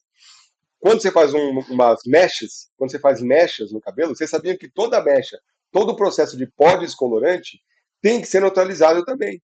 Tem que ter a neutralização do processo de descoloração, para você poder interromper o processo de desnaturação proteica do pó descolorante. Mas isso é um assunto para uma próxima aula. Mas para você poder entender que a neutralização ela não é só para tioglicolato ou para hidróxido, é para qualquer tipo de ação química. Se você faz, por exemplo, um clareamento de dente, e aí começa a queimar a sua gengiva, atrapalhar, o dentista, ele basicamente vai neutralizar a ação química daquele clareamento para parar de doer. E como é que ele vai fazer para parar de doer se ele colocou uma química no seu dente que está queimando sua gengiva? Não tem outra forma, senão a neutralização química. E por aí vai, tá bom? Então, danos potenciais ao cabelo é o que a gente estava abordando. Então, eu posso degradar demasiadamente aquele cabelo, pranchar demasiadamente aquele cabelo, provocar um corte químico naquele cabelo, e por aí vai, né? Depois eu vou até falar um pouquinho mais. Geralmente esses danos, uma dica legal, geralmente esses danos, eles vão trabalhar mais meio e ponta, podem reparar, tá? Meio e ponta trabalham mais os danos, eles são mais suscetíveis às degradações proteicas. Por que, Rodolfo? Por vários motivos. Primeiro, porque essa raiz aqui, essa raizinha que está crescendo, ela é virgem. Ela nunca passou por nenhum processo químico ou muito poucos processos químicos. Logo, a degradação proteica que aconteceu nela foi muito pouca, tá bom? Agora, quantos alisamentos você fez nessa raiz aqui, ó? Ah, nenhum. Um. Quantos alisamentos você fez nesse meio? Ah, fiz. O cabelo ele cresce em média 1 a 3 centímetros por mês. Então vamos pegar aqui que a gente tem ali 12 centímetros de crescimento, a gente tem ali um alisamento por mês, ó, dá bonitinho ali, pelo menos uns 4, 5 alisamentos ali, né? Nessa região, 6, 7 até. E essa ponta? Nossa, aí, meu amigo, nessa ponta aqui você fez um monte de alisamento. Por isso que depois eu vou dar algumas dicas para vocês, que você não pode trabalhar o alisamento da mesma forma no fio de cabelo inteiro. Você tem que compreender que essa raiz aqui é um tipo de cabelo, esse comprimento é um outro tipo de cabelo, e que é outro tipo de cabelo. Tipo de cabelo que eu quero dizer é no sentido de resistência mecânica, né? No tipo de resistência mecânica e também na força tensora. Compreendam que essa raiz aqui tem uma força tensora, esse meio tem outra força tensora e essa ponta tem outra força tensora. Faz sentido para vocês trabalhar no cabelo todo por igual? Da raiz até as pontas? Não faz sentido, porque eu tenho tipos, né? Eu tenho forças tensoras diferentes, eu tenho degradações proteicas menos acumulativas e mais acumulativas à medida que eu vou chegando para as pontas e por aí vai. Muito bem. Então depois eu vou dar uma dica para vocês como processar o cabelo da forma mais segura possível, tendo excelentes resultados no seu alisamento, tá bom? E aí, complicações dérmicas no alisamento capilar, a gente já abordou também. Então, por exemplo, eu tenho aqui esse cabelo, uma inflamação. Como é que eu sei que está inflamado? Primeira coisa que você está inflamado, está vermelho. Se está avermelhado, se tem eritema, o eritema, ele mostra que eu tenho uma inflamação acontecendo ali naquele couro cabeludo, tá? Ah, Rodolfo, não, que nada, meu couro cabeludo é rosa, sempre foi rosa. Ele é rosa e é sensível. Ai, meu couro cabeludo é sensível. Está inflamado, querido. Seu couro cabeludo está inflamado. Se ele é rosa, se ele tem sensibilidade, está inflamado. Couro cabeludo é branco. Se não é branco, tá inflamado. Tá? É uma inflamação. Está acontecendo uma inflamação naquele couro cabeludo.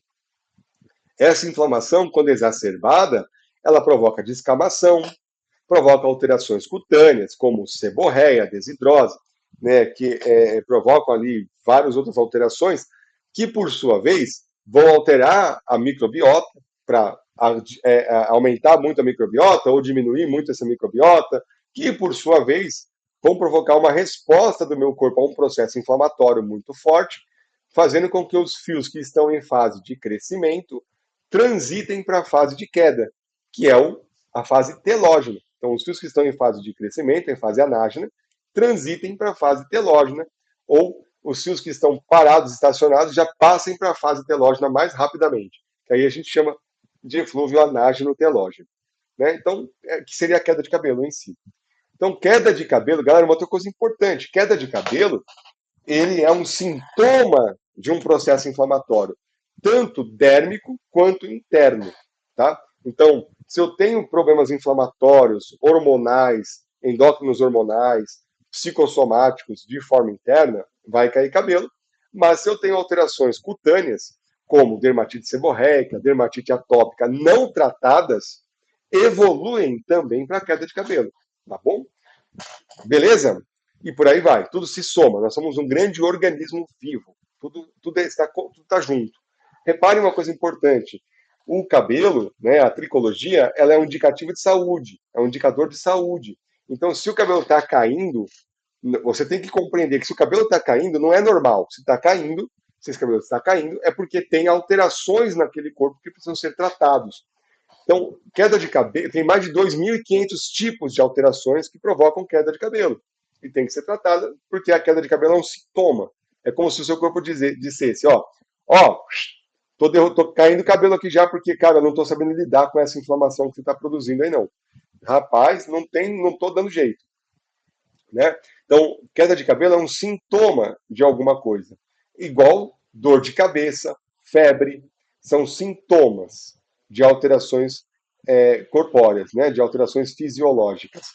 Beleza, mas isso é assunto para uma próxima aula também, né? Não vou entrar tão a fundo nesse assunto, porque o nosso foco hoje é o alisamento em si. Bom, tratamentos e cuidados pós-alisamento. Rodolfão, eu preciso tratar um cabelo pós-alisamento? Eu vejo muita gente falar isso. E eu vejo muitas marcas de cosméticos ficarem presas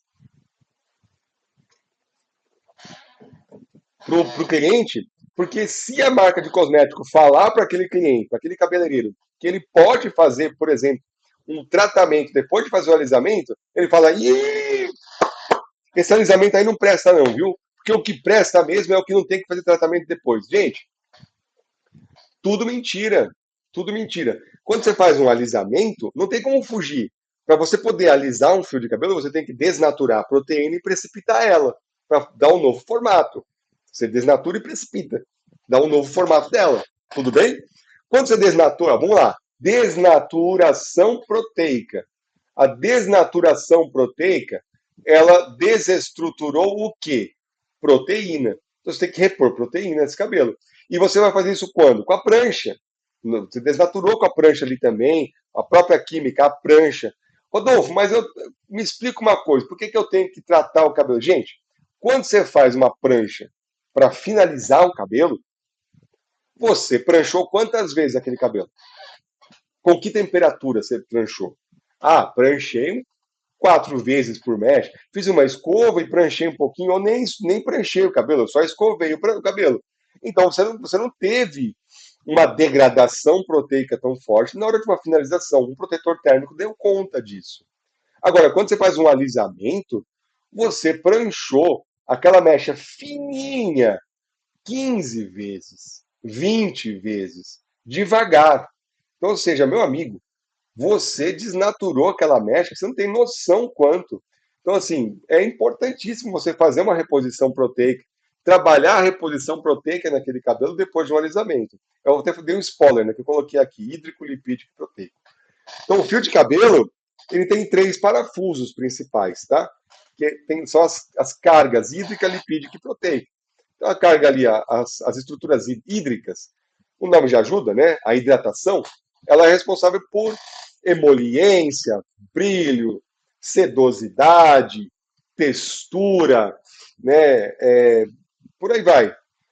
A carga lipídica, a estrutura lipídica, que são os óleos, ela já é responsável por, além dos processos hídricos, ela tem uma participação, e uma participação muito forte também na penteabilidade daquele cabelo, na emoliência, penteabilidade a úmido, desembaraçamento daquele cabelo. Então, a carga lipídica tem uma estrutura muito importante também. Geralmente, as cargas hídricas e lipídicas trabalham juntas. E depois a gente tem a reposição proteica, tem a carga proteica, a estrutura proteica, a proteína. A estrutura proteica, por sua vez, ela é responsável por força, coesão, estrutura, densidade, resistência desse cabelo, coesão de cutículas, né? Isso é a carga proteica. Então, quando você faz um alisamento no cabelo, não adianta falar assim, olha, bora fazer uma hidrataçãozinha. Não, cara, você tem que fazer uma reconstrução nesse cabelo para você poder ter um resultado bacana. E digo mais, quando você faz uma reposição proteica depois de um alisamento, você tem muito mais durabilidade. A vida útil daquele alisamento é muito maior, porque você repôs a estrutura proteica que foi degradada, ou parte dela, não tem como repor tudo, mas parte dela você repôs. Você fez uma reposição proteica mais bacana naquele cabelo que vai aumentar a vida útil daquele cabelo, daquele alisamento, desculpa. Aqui está a microscopia com grau de danos. Né? Então a gente tem aí um cabelo que ele estava saudável, e aí não foi feito nada, tá tudo, né, o cabelo está saudável, não foi feito nada, não foi tratado o cabelo, ele ficou ali desestruturado, né? Então ele desestruturou, como ele já está ali com as cutículas mais abertas, já está mais poroso. Né? Outro erro muito grande que o cabeleireiro comete no salão de beleza é que quando o cabelo está poroso, ele fala: ó, o cabelo está poroso e está ressecado. Vamos fazer uma hidratação do seu cabelo? Não se faz hidratação quando o cabelo está poroso, quando está ressecado, desidratado. Quando o cabelo está desse jeito, você já perdeu proteína. Você tem que fazer uma reposição lipídica, que é uma nutrição. A hidratação você faz quando o cabelo está saudável, para ele não ficar desidratado. É igual tomar água. Eu vou tomar água quando eu estou desidratado, eu vou tomar água para não ficar desidratado. Beleza? Então, a hidratação é quando o cabelo está saudável. Então, a nutrição, quando o cabelo está desestruturado, quando ele está ressecado, quando ele está poroso, aí você vai fazer uma nutrição nesse cabelo. E quando ele passa a ter uma sensibilidade maior, você vê que foi degradada as proteínas. Ó, aqui já tem uma degradação proteica. Então, aqui é reconstrução, cara. Está degradado é reconstrução. Até chegar no corte químico, que é o grau máximo e a reversão de corte químico. Que aí fica um assunto para uma próxima aula, para ensinar vocês também, hein? Como como desmontar e montar o cabelo, como fazer uma reversão de corte químico. Já fica um assunto para uma próxima aula para a gente trabalhar juntos. Beleza? Bora lá. E aí vem a ética e responsabilidade profissional no alisamento capilar, que é o que a gente abordou muito aqui no nosso curso, no nosso aulão, que a gente tem responsabilidade, trabalhar com responsabilidade. Ah, mas o meu cliente ele não quer que faça. Gente, não tem essa. Você é o profissional, você tem que. O cliente ele espera isso de você. Você não vai no médico e fala para o médico: olha, escuta, eu estou com dor de barriga e eu quero que você me dê um remédio X. Ele fala: não, tudo bem, vamos dar o seu remédio X então. Não, ele vai te dizer: não, calma aí, presta atenção, calma. Você está com uma dor de barriga, eu preciso entender qual que é essa dor de barriga, de onde ela vem, o que está acontecendo, como me explica direito. Então, ele vai te dar a direção adequada, né? Te fazer uma direção, a gente chama isso de direção técnica. E o cabeleireiro ele precisa ter direção técnica do seu trabalho. Ele precisa dirigir corretamente o seu cliente. E digo mais, tá? Quando você passa para o seu cliente o porquê que você não vai fazer aquele alisamento naquele momento, porque o couro cabeludo dele vai ter uma interação com o pH ácido, que vai aumentar a dermatite, que pode aumentar a queda dele, ele vai dizer para você: nossa, muito obrigado por você não fazer o alisamento em mim, tratar o meu couro cabeludo e meu cabelo e ainda depois fazer o alisamento. Então vai chegar um momento que o seu cliente, tudo que ele quiser fazer no cabelo, ele vai te ligar. Ó, eu quero fazer tal coisa no cabelo, o que você acha? Posso fazer? É mal barato. Por quê? Porque o nível de confiança que você vai passar para ele é muito grande. Porque ele sabe que você não está somente de olho no dinheiro dele. O dinheiro é uma consequência do seu trabalho.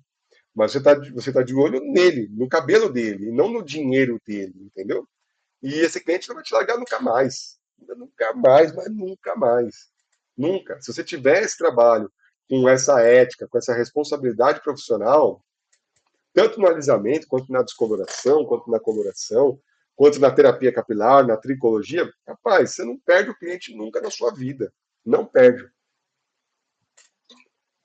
Então é importante ter essa ética, né? Poder se impor, trabalhar para o seu cliente que quando dá, dá, quando não dá, não dá. Porém, quando não dá, eu vou oferecer alternativas para aquele cliente, tá bom? E pode acontecer também do couro cabeludo, tá tudo ok, mas o cabelo não está, o cabelo não aguentar. Por isso que o teste de mesh é importante, para tudo que for químico, inclusive alisamento capilar. Porque, por exemplo, como eu mencionei com vocês, o alisamento não vai quebrar cabelo, mas se aquele cabelo não resistir à temperatura da prancha, você vai quebrar ele. Agora, vamos lá. Fechando o nosso curso, a nossa aulona, vamos para dicas. Então, dica número 1, alisamentos ácidos, principalmente, tá? Não encosta o pincel no couro cabeludo, galera. Não encosta. Então, o que é o erro que muita gente faz? Vai fazer um alisamento, mete o pincelzão lá no couro cabeludo, depois desce pro cabelo. Tá errado. Couro cabeludo não vai alisar. Couro cabeludo não se alisa. Como é que você vai alisar um couro cabeludo? Não tem como, né? Você vai só degradar esse couro cabeludo, vai só aumentar a acidez dele. Então, o que você tem que fazer?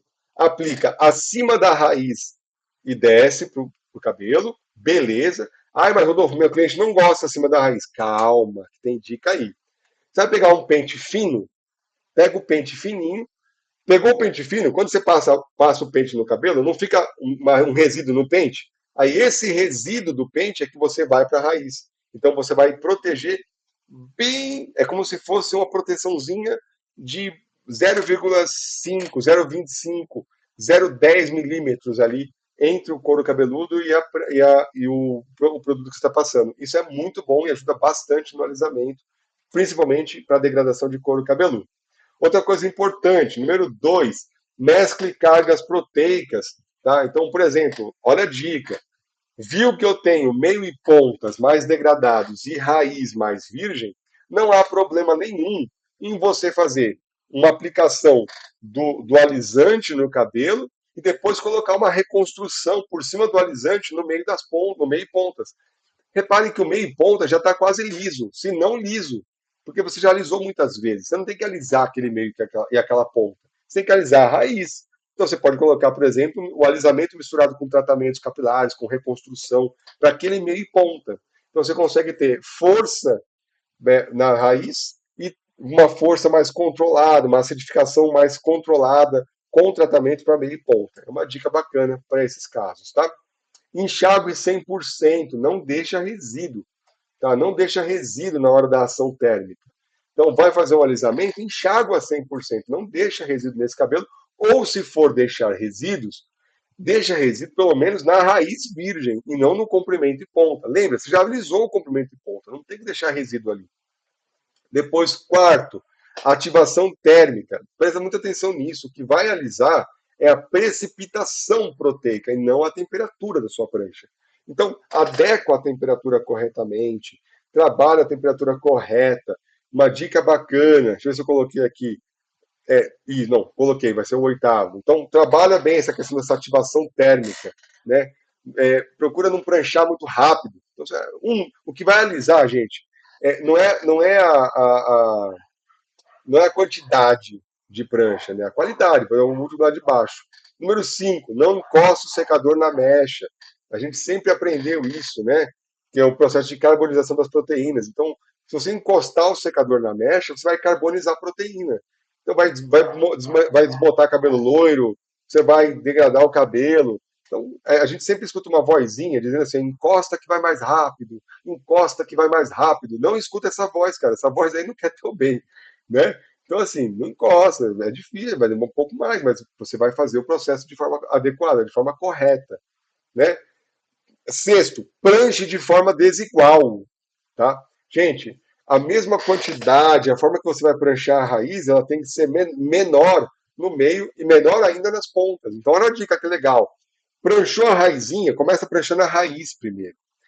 prancha a raiz, prancha umas 5, 6 vezes a raiz, aí você desce um pouco para o meio e prancha a raiz de novo, descendo para o meio. Ó. Você vai esfumando o pranchar. Então, prancha mais a raiz, depois prancha raiz e meio, raiz e meio, raiz e meio, depois raiz meio e ponta, raiz meio e ponta. Ou seja, você no final dessa história, você pranchou mais a raiz e menos o meio e menos ainda a ponta. Então, você degradou menos esse cabelo porque as forças, ih, caramba, tá dando falha já no cérebro. A resistência térmica é diferente nesse cabelo.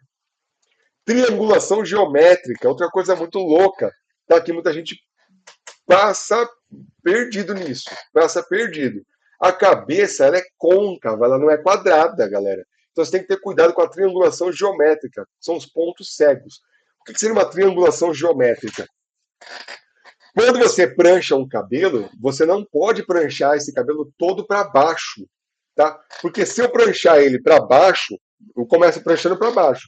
Você tem que pranchar esse cabelo, a raiz virgem, você tem que pranchar ela perpendicular ao crescimento dela. Então aqui para trás, por exemplo, você tem que pranchar para trás, né? Aqui no occipital, pranchar no ângulo do occipital.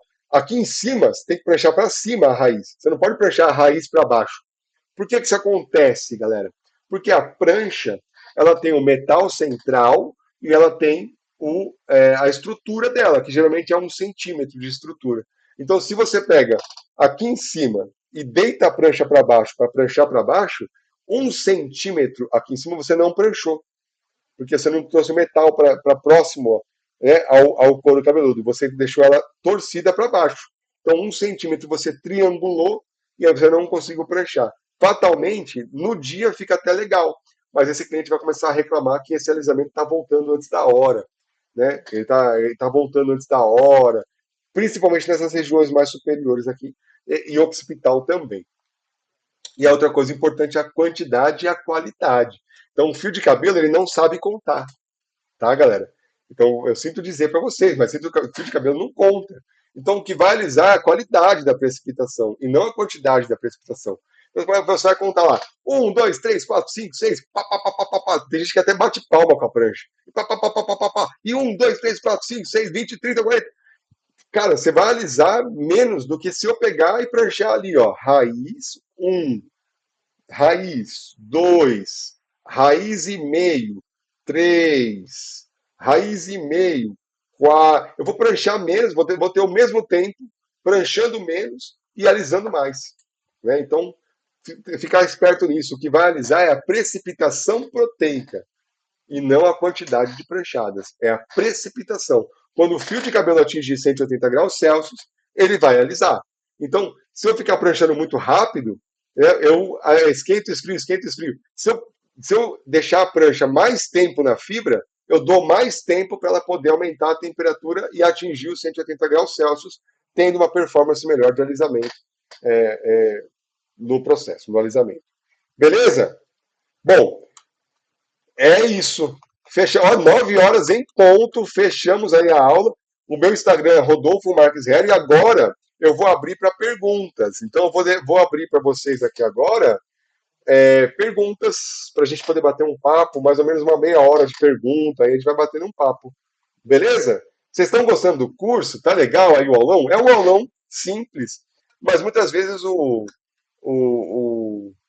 a aula simples ela pode ser muito bacana.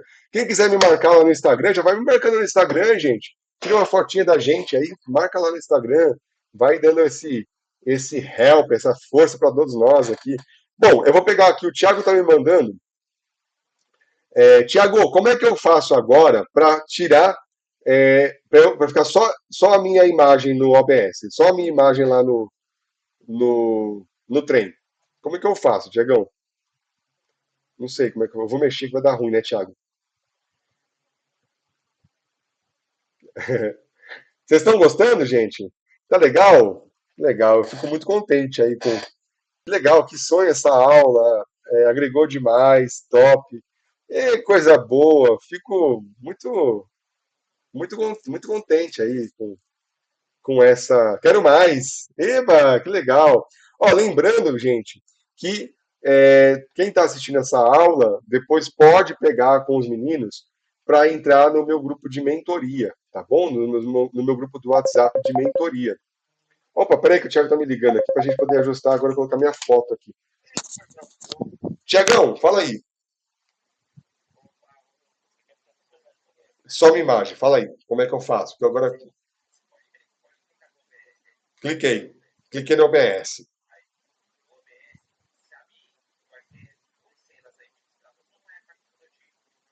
Certo.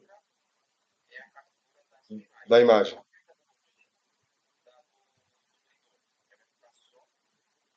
Ah, e agora eu aumento o meu tamanho aqui. Eita! Mas eu aumentei muito. E agora? O que eu faço aqui, Tiagão? Tá, eu vou colocar o. Ai, meu Deus do céu. Gente, ó, ao vivo aqui para vocês, hein? Como é que arruma o OBS também? Vou fazer essa aula. Pronto, tá bom aqui, Tiagão. Obrigado, viu? Beijo. Tá bom, tchau, tchau. Pronto, galera. Voltei aqui agora, eu já arrumei o OBS. Deixa eu diminuir aqui para vocês. Ai, meu Deus. Bora lá. É,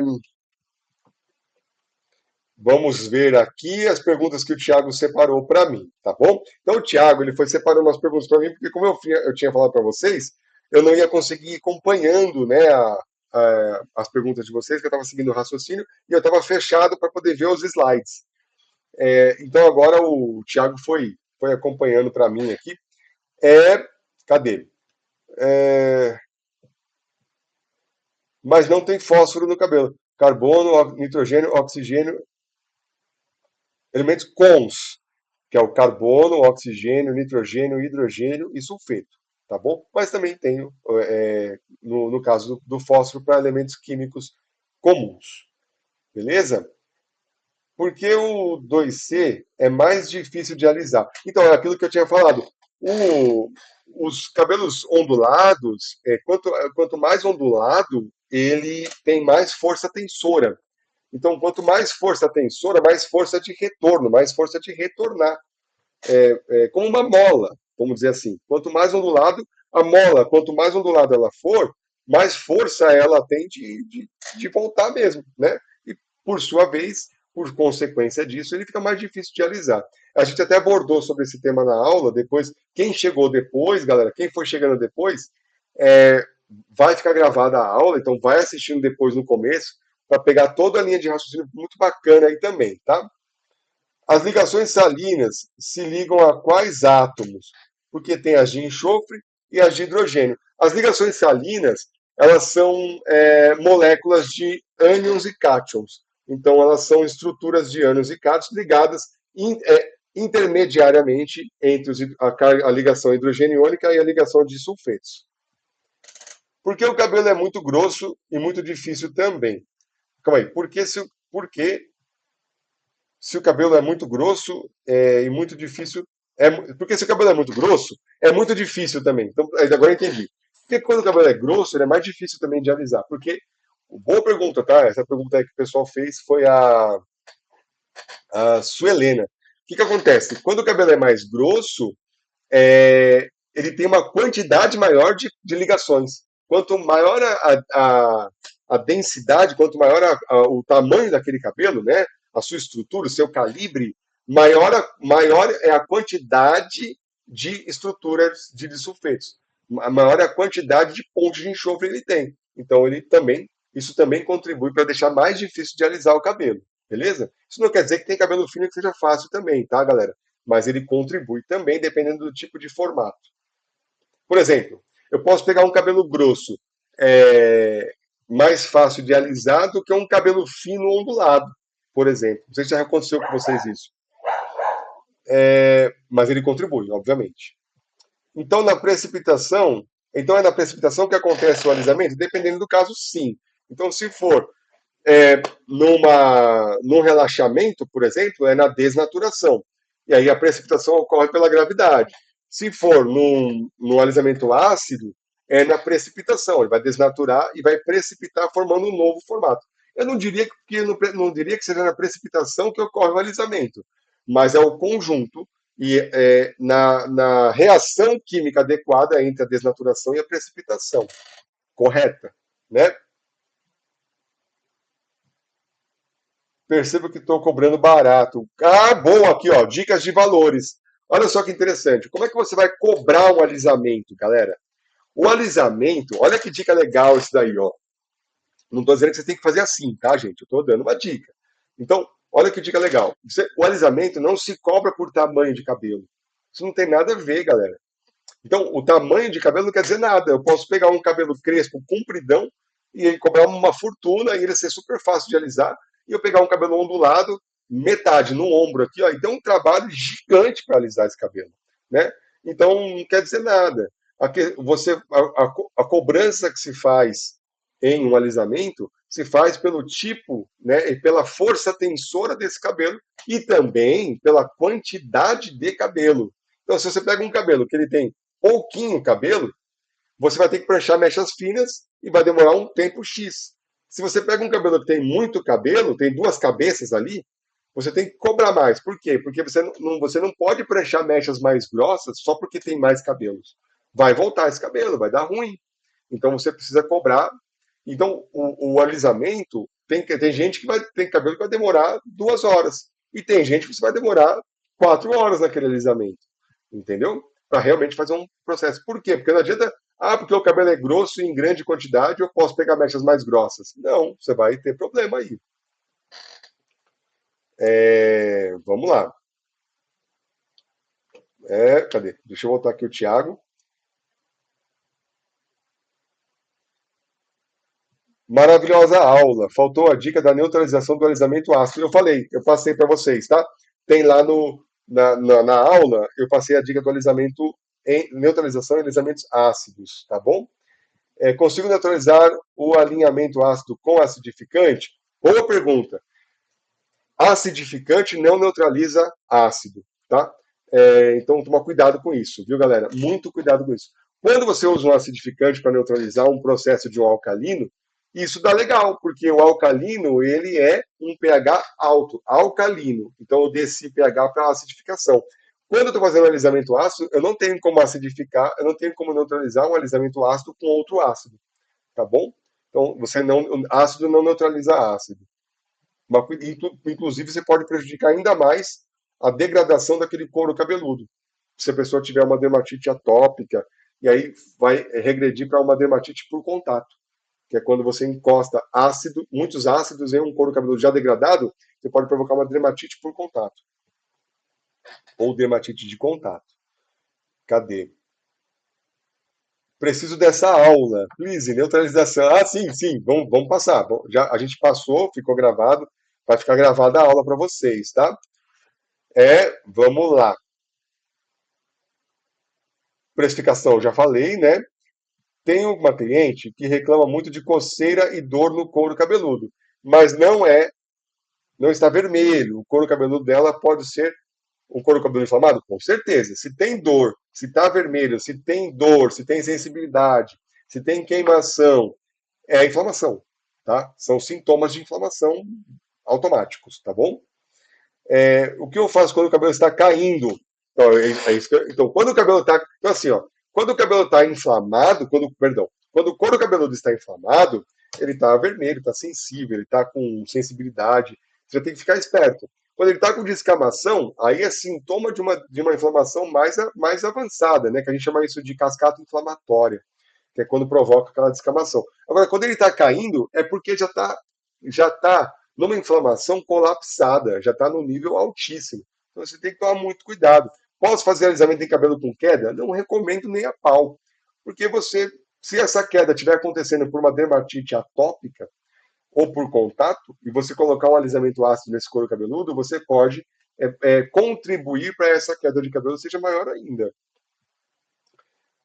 O que eu faço quando o cabelo está. Então, a gente abordou, né? Verdade, sempre mantenho média e pontas livres, trabalhando mais a raiz. Estou tendo ótimos resultados. É isso. É isso. Gente, a meio e raiz já está alisado. Você só tem que trabalhar ali, você tem que só trabalhar o comportamento daquela fibra. A raiz não. Meio ponta, desculpa. E a raiz não, a raiz está virgem. Aí você tem que compreender que são estruturas diferentes, mesmo sendo o mesmo cabelo, tá bom? É, já deixei de fazer luzes e ela entendeu, já me indicou várias outras clientes, né? O suor também atrapalha o alisamento? O suor, ele é ácido, né? Então, o suor em si, ele não atrapalharia tanto o alisamento, não. Então, se você fez um alisamento, o alisamento está correto, já precipitou corretamente esse couro cabeludo, esse cabelo, está precipitado, está alisado, está tudo certinho, não é para o suor atrapalhar, tá? Então, de certa forma, não atrapalha tanto, porém, o shampoo atrapalha bastante. O tipo de shampoo que a pessoa utiliza, a manutenção que a pessoa utiliza em casa, isso atrapalha bastante. Porque o tipo de shampoo adequado, os shampoos para alisamentos, para cabelos alisados, eles tendem a ser mais ácidos, tendem a ter um pH um pouco mais baixo, manter a cutícula um pouco mais fechada. Então, quando você usa o shampoo mais normalzão do dia a dia, ele tende a abrir mais a cutícula, ele tem sequestrantes que vão sequestrar melhor, vão ter surfactantes mais agressivos que vão ajudar a retirar esse alisamento do cabelo. Oh, meu Deus, até a pessoa brincou aqui, esperando 320 anos para entrar no grupo. Agora será que vai? Claro que vai. Agora vai, galera. É a Kali. Beijo pra Kali, queridona. Ó, vamos lá então. Cadê? Tem mais perguntas aqui, ó. Cris Soares, ó. Nos dias de calor, os alisamentos têm tido pouca duração. Uhum, com certeza. O dia de quando está mais calor, no verão, por exemplo, reparem que em dezembro, por exemplo, volta muito cabelo. Por várias questões, tá? Então, quais são as questões que fazem voltar bastante cabelo? A primeira coisa é que a gente faz o alisamento muito mais rápido. Então, quanto mais movimento a gente tem, quando está dezembro, a gente tem que trabalhar de forma muito mais rápida. Tá? Isso já contribui para voltar mais cabelo. Aí a pessoa lava mais a cabeça, então ela usa mais shampoo. Então, por exemplo, alisamento não dura por tempo, tá, galera? Isso aí é mito, isso não existe, tá bom? Ah, quanto tempo vai durar o alisamento? Eu não sei quem foi que um dia inventou essa história de falar que o alisamento dura por tempo, porque o alisamento não dura por tempo. O alisamento dura por lavagens. Então, por exemplo, a dona Ana, né, a dona Júlia, a dona Júlia lava o cabelo todo dia. E a dona Antônia lava o cabelo uma vez por semana. Gente, quanto tempo vai durar? Eu não, gente, pelo amor de Deus, eu não quero que ninguém fique sem lavar cabelo, tá? Não estou dizendo isso. Só estou dizendo que quanto mais você lava o seu cabelo, menor vai ser a durabilidade do seu alisamento. E, obviamente, que em tempos de calor, a tendência é que as pessoas lavem mais o cabelo. Principalmente se entra em mar e piscina, por exemplo, contribui para durar menos esse alisamento também. Tá? Gisele Honório, você acha importante trabalhar com duas chapinhas com temperaturas diferentes? Não, acho que não. Dá para trabalhar com uma temperatura só, uma prancha só, vai muito bem. Porém, quando você trabalha com duas pranchas, você tem uma área de cobertura maior, tá? Então você trabalha mais rápido. Então, o fato de trabalhar com duas pranchas não está errado, porque você trabalha mais rápido, você tem uma área de cobertura maior.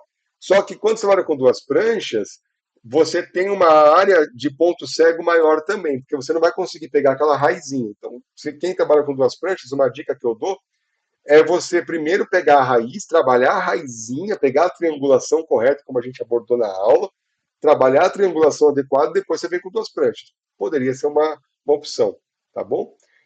Eu geralmente uso uma prancha só quando eu faço alisamento ou quando eu vou dar aula presencial, eu sempre uso uma prancha só para não dar para aquele cliente começar assim, poxa, o Rodolfo só ficou bom aquele cabelo porque ele usou duas pranchas e tal, né? Mas de fato duas pranchas é mais rápido mesmo. Você tem que tomar cuidado com a triangulação na raiz. Cadê? Quais os principais ativos podem ajudar a devolver a maleabilidade ao cabelo que está enrijecido por excesso de fonte de calor? Bom, maleabilidade, o melhor ativo é fonte lipídica, é cadeia lipídica. Então, a nutrição ela é muito bacana para esse processo de maleabilidade, tá bom?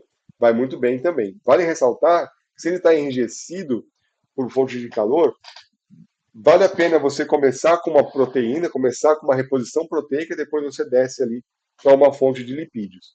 Isso seria, vamos dizer assim, como é que o pessoal chama isso? Cronograma, né? Um cronograma capilar bacana. Você entraria para aquela cliente ali com uma reposição proteica e depois desceria para uma fonte de lipídio. A gente chama isso de cronograma decrescente, quando você decresce a carga proteica. Cadê?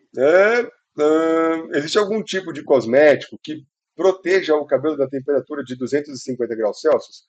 Eu desconheço, tá? Eu não sei te dizer. Acredito que não, tá bom? Raimundo Nascimento. Em alisamento ácido, realmente é importante usar a touca térmica por 20 minutos ou menos tempo? Opa, boa pergunta. Olha aí, ó, que pergunta legal isso da Raimunda. Raimunda, olha que interessante isso. Ó. Em alisamentos ácidos, não pode usar touca na cabeça, gente. Se um dia um fabricante te ensinou uma coisa dessa, você puxa a orelha dele lá. Ou algum técnico, às vezes nem é o fabricante que falou isso, foi o técnico. Ou algum técnico, algum vendedor que viu isso na internet e falou para você. Cuidado com isso, tá? Não se coloca touca em alisamentos ácidos. Por que isso, gente? Se a pessoa tem uma desbiose cutânea, ela tem uma dermatite atópica, e você. Então, eu tenho aquele couro cabeludo já ácido, e já está ali a dermatite, já está inflamado, e você colocou um alisamento ácido e ainda fechou tudo, meu irmão, você vai ter problema nesse couro cabeludo, você vai provocar uma dermatite por contato fatalmente. Então, não pode colocar, não pode isolar, não pode fechar um alisamento. E outra coisa, o alisamento ácido, ele atua por bioafinidade, né? Ele atua por bioafinidade, ele atua por absorção por bioafinidade. Ele não vai e aí desnaturação e precipitação.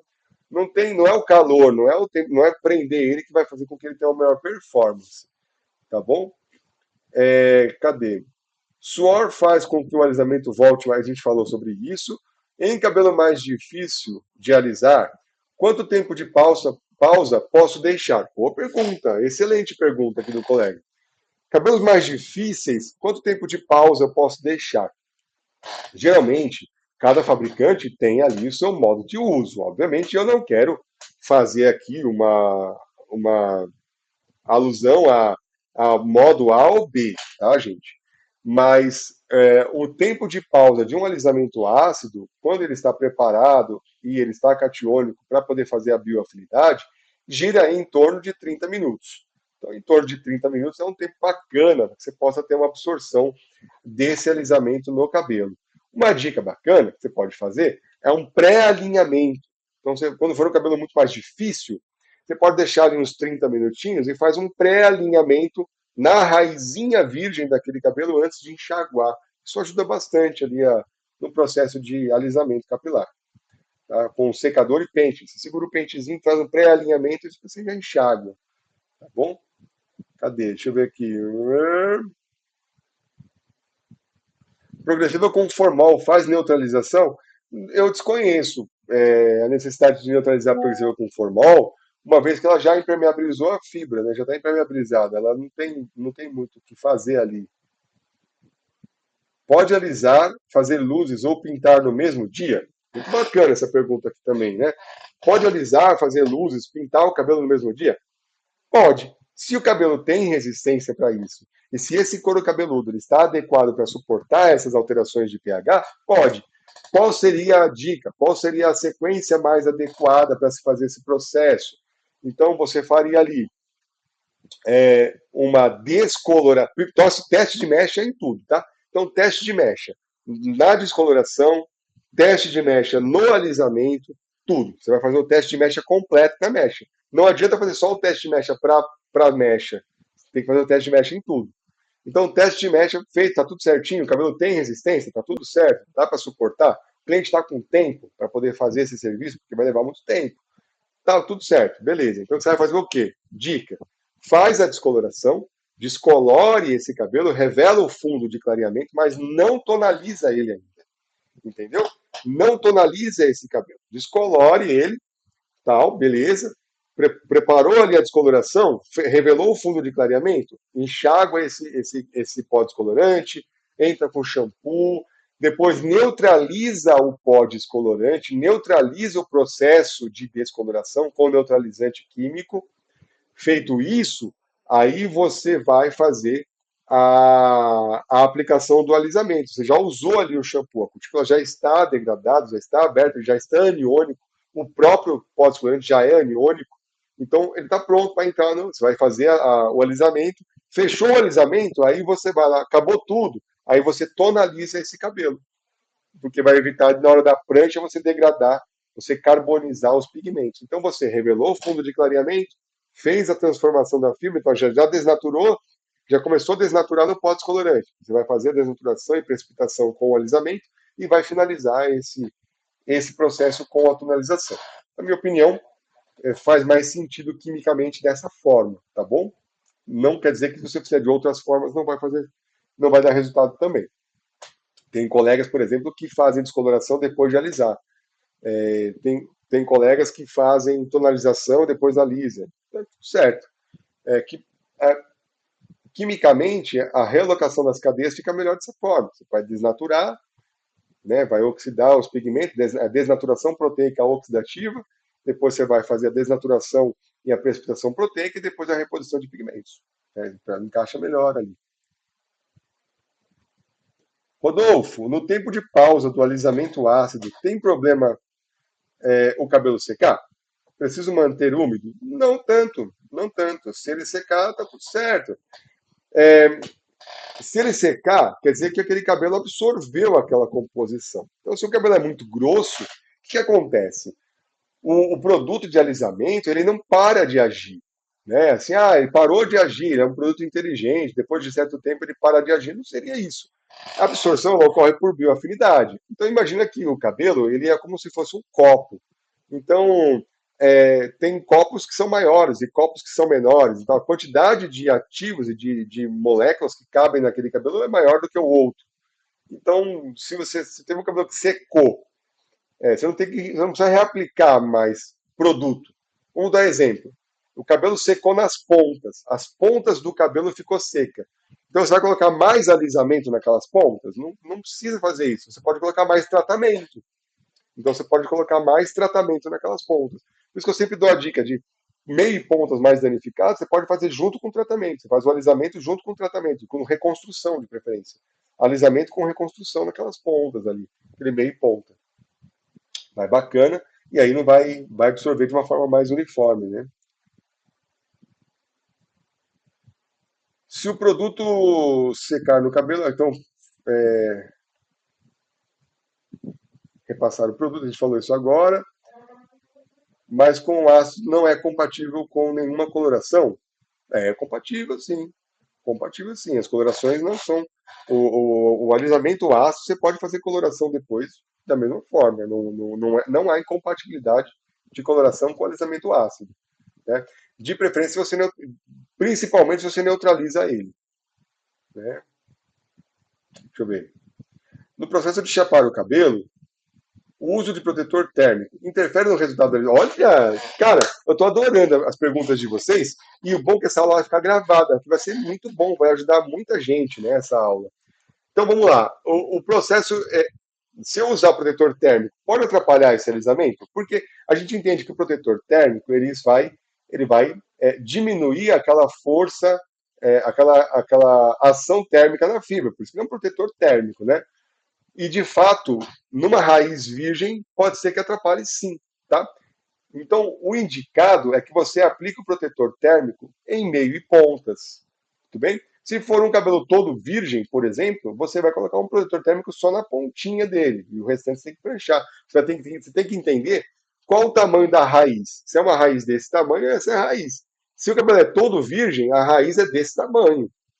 Então aí que você vai compreender melhor. Fique atento nisso, tá? Na hora do alisamento, realmente pode atrapalhar a performance. Porém, se você não usar um protetor térmico, você vai atrapalhar a resistência mecânica. Então, olha que mato sem cachorro, né? Você não tem como, você fica preso aí, né? Então, fica atento no equilíbrio. Como tirar o cheiro de enxofre? A neutralização química com neutralizante. Aí a gente abordou até na aula. Depois fica atento, o pessoal vai ficar gravada a aula. O Thiago vai editar bonitinho, vai deixar gravado. e vocês vão ter acesso a essa aula sempre. Lá na parte de neutralização química, eu abordei como neutralizar o cheiro de enxofre. Está na parte da neutralização química. Você vai neutralizar o cabelo, né, com peróxido de hidrogênio com neutralizante padrão, neutralizante químico mesmo. Tá bom? E o suor interfere no alisamento, a gente abordou também sobre essa pergunta. Bom, rapaz, quanta coisa legal, hein? E aí, gostaram dessa aula? Foi bacana, legal, ajudou, contribuiu aí para vocês? Eu vou colocar o link do grupo, o link da mentoria para o Tiago, e o Tiago vai colocar. Deixa eu ver se eu estou no grupo de vocês, o grupo do curso. Eu estou? Cadê? Tiagão, eu estou no grupo do curso, Tiago? No grupo aí da galera? Ah, e o Thiago colocou aqui, ó. Ele clicou no grupo aí, ó. Deixa eu ver. Vai ter o grupo aqui, é o grupo do curso. Ah, ok. Ó, então, ó, ele colocou o grupo. E aí eu vou fazer o seguinte, eu vou dar um jeito, vou ver com o Thiago, mas assim, ó, entra lá no grupo do curso, no grupo a princípio, né, no grupo do curso de alisamento, aí, no grupo do curso de tricologia e alisamento. E eu vou mandar um link para vocês, tá bom? Ou então eu vou colocar aqui no grupo. Não, eu não estou participando da conversa, não vai ter como, né? Peraí, eu vou fazer um negócio aqui rápido, vamos ver se dá certo. Ó. Vou entrar no grupo de mentoria, vou pegar o link do grupo, eu vou achar aqui, convidar via link. Copiar link, compartilhar aqui, vou mandar para mim mesmo, eu vou abrir no computador, no WhatsApp e mando para vocês o link. Quer ver só? Vai dar certo, gente. Olha que bacana. E depois, no grupo, eu vou mandar esse mesmo link lá pro lá para o WhatsApp de vocês, né? Aqui, ó. Pronto, eu vou copiar esse link. Copiar. Vou copiar só o link, é melhor, né? Que aí você só clica nele, não vai ficar. Copiar. E eu vou entrar aqui no chat, ó. Eu vou escrever aqui no chat, ó.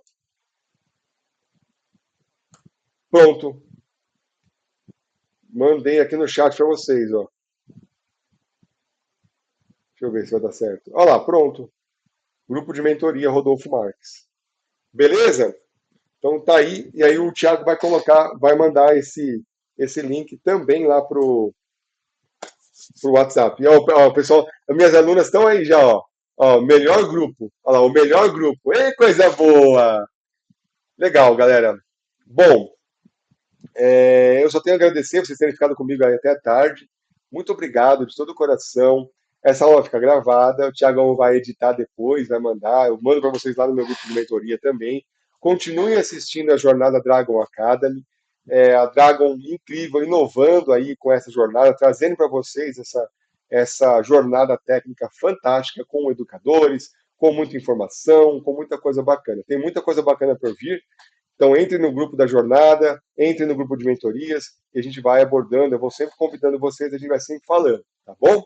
Tem curso de microagulhamento, agora para o dia 7 e 8, sempre tem curso de microagulhamento, curso de terapia capilar, vai ter curso de loiras, curso de cor, e por aí vai. Então, sempre vai acompanhando Rodolfo Marques Hair e o grupo de mentoria, e a gente vai se falando aí para frente, tá bom? Ó, galera, beijo, beijo, beijo, beijo. Muito obrigado mais uma vez. A aula vai ficar gravada, depois então assistam a aula desde o começo, compreendam. Vai ter a apostila que eu fiz para vocês também. Na apostila você consegue ir acompanhando o raciocínio da aula. Ela está na sequência do raciocínio que eu passei para vocês. E eu espero ter contribuído na carreira de vocês, espero ter contribuído um pouquinho, nem que seja um pouquinho, sempre está contribuindo.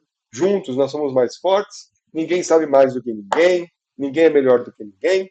A gente troca experiência, todo mundo troca experiência, e essa troca de experiência é o que nos faz ser melhores no que nós fazemos na nossa área profissional, na nossa área pessoal, e por aí vai. Tá bom? Olha, Beijo, beijo, beijo. Vai acompanhando lá, professor Rodolfo Marques, o Instagram, que tem novidade. Tem curso chegando agora. Quem quiser fazer curso de microagulhamento, já tem curso já disponível, tá? Microagulhamento de couro cabeludo, cabelo e barba. Microagulhamento tricofotobiomodulado.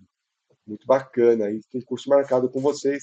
Acho que já para a semana que vem tem presencial em Campinas. Depois, no dia 7 e 8 de março, se não me engano, tem esse curso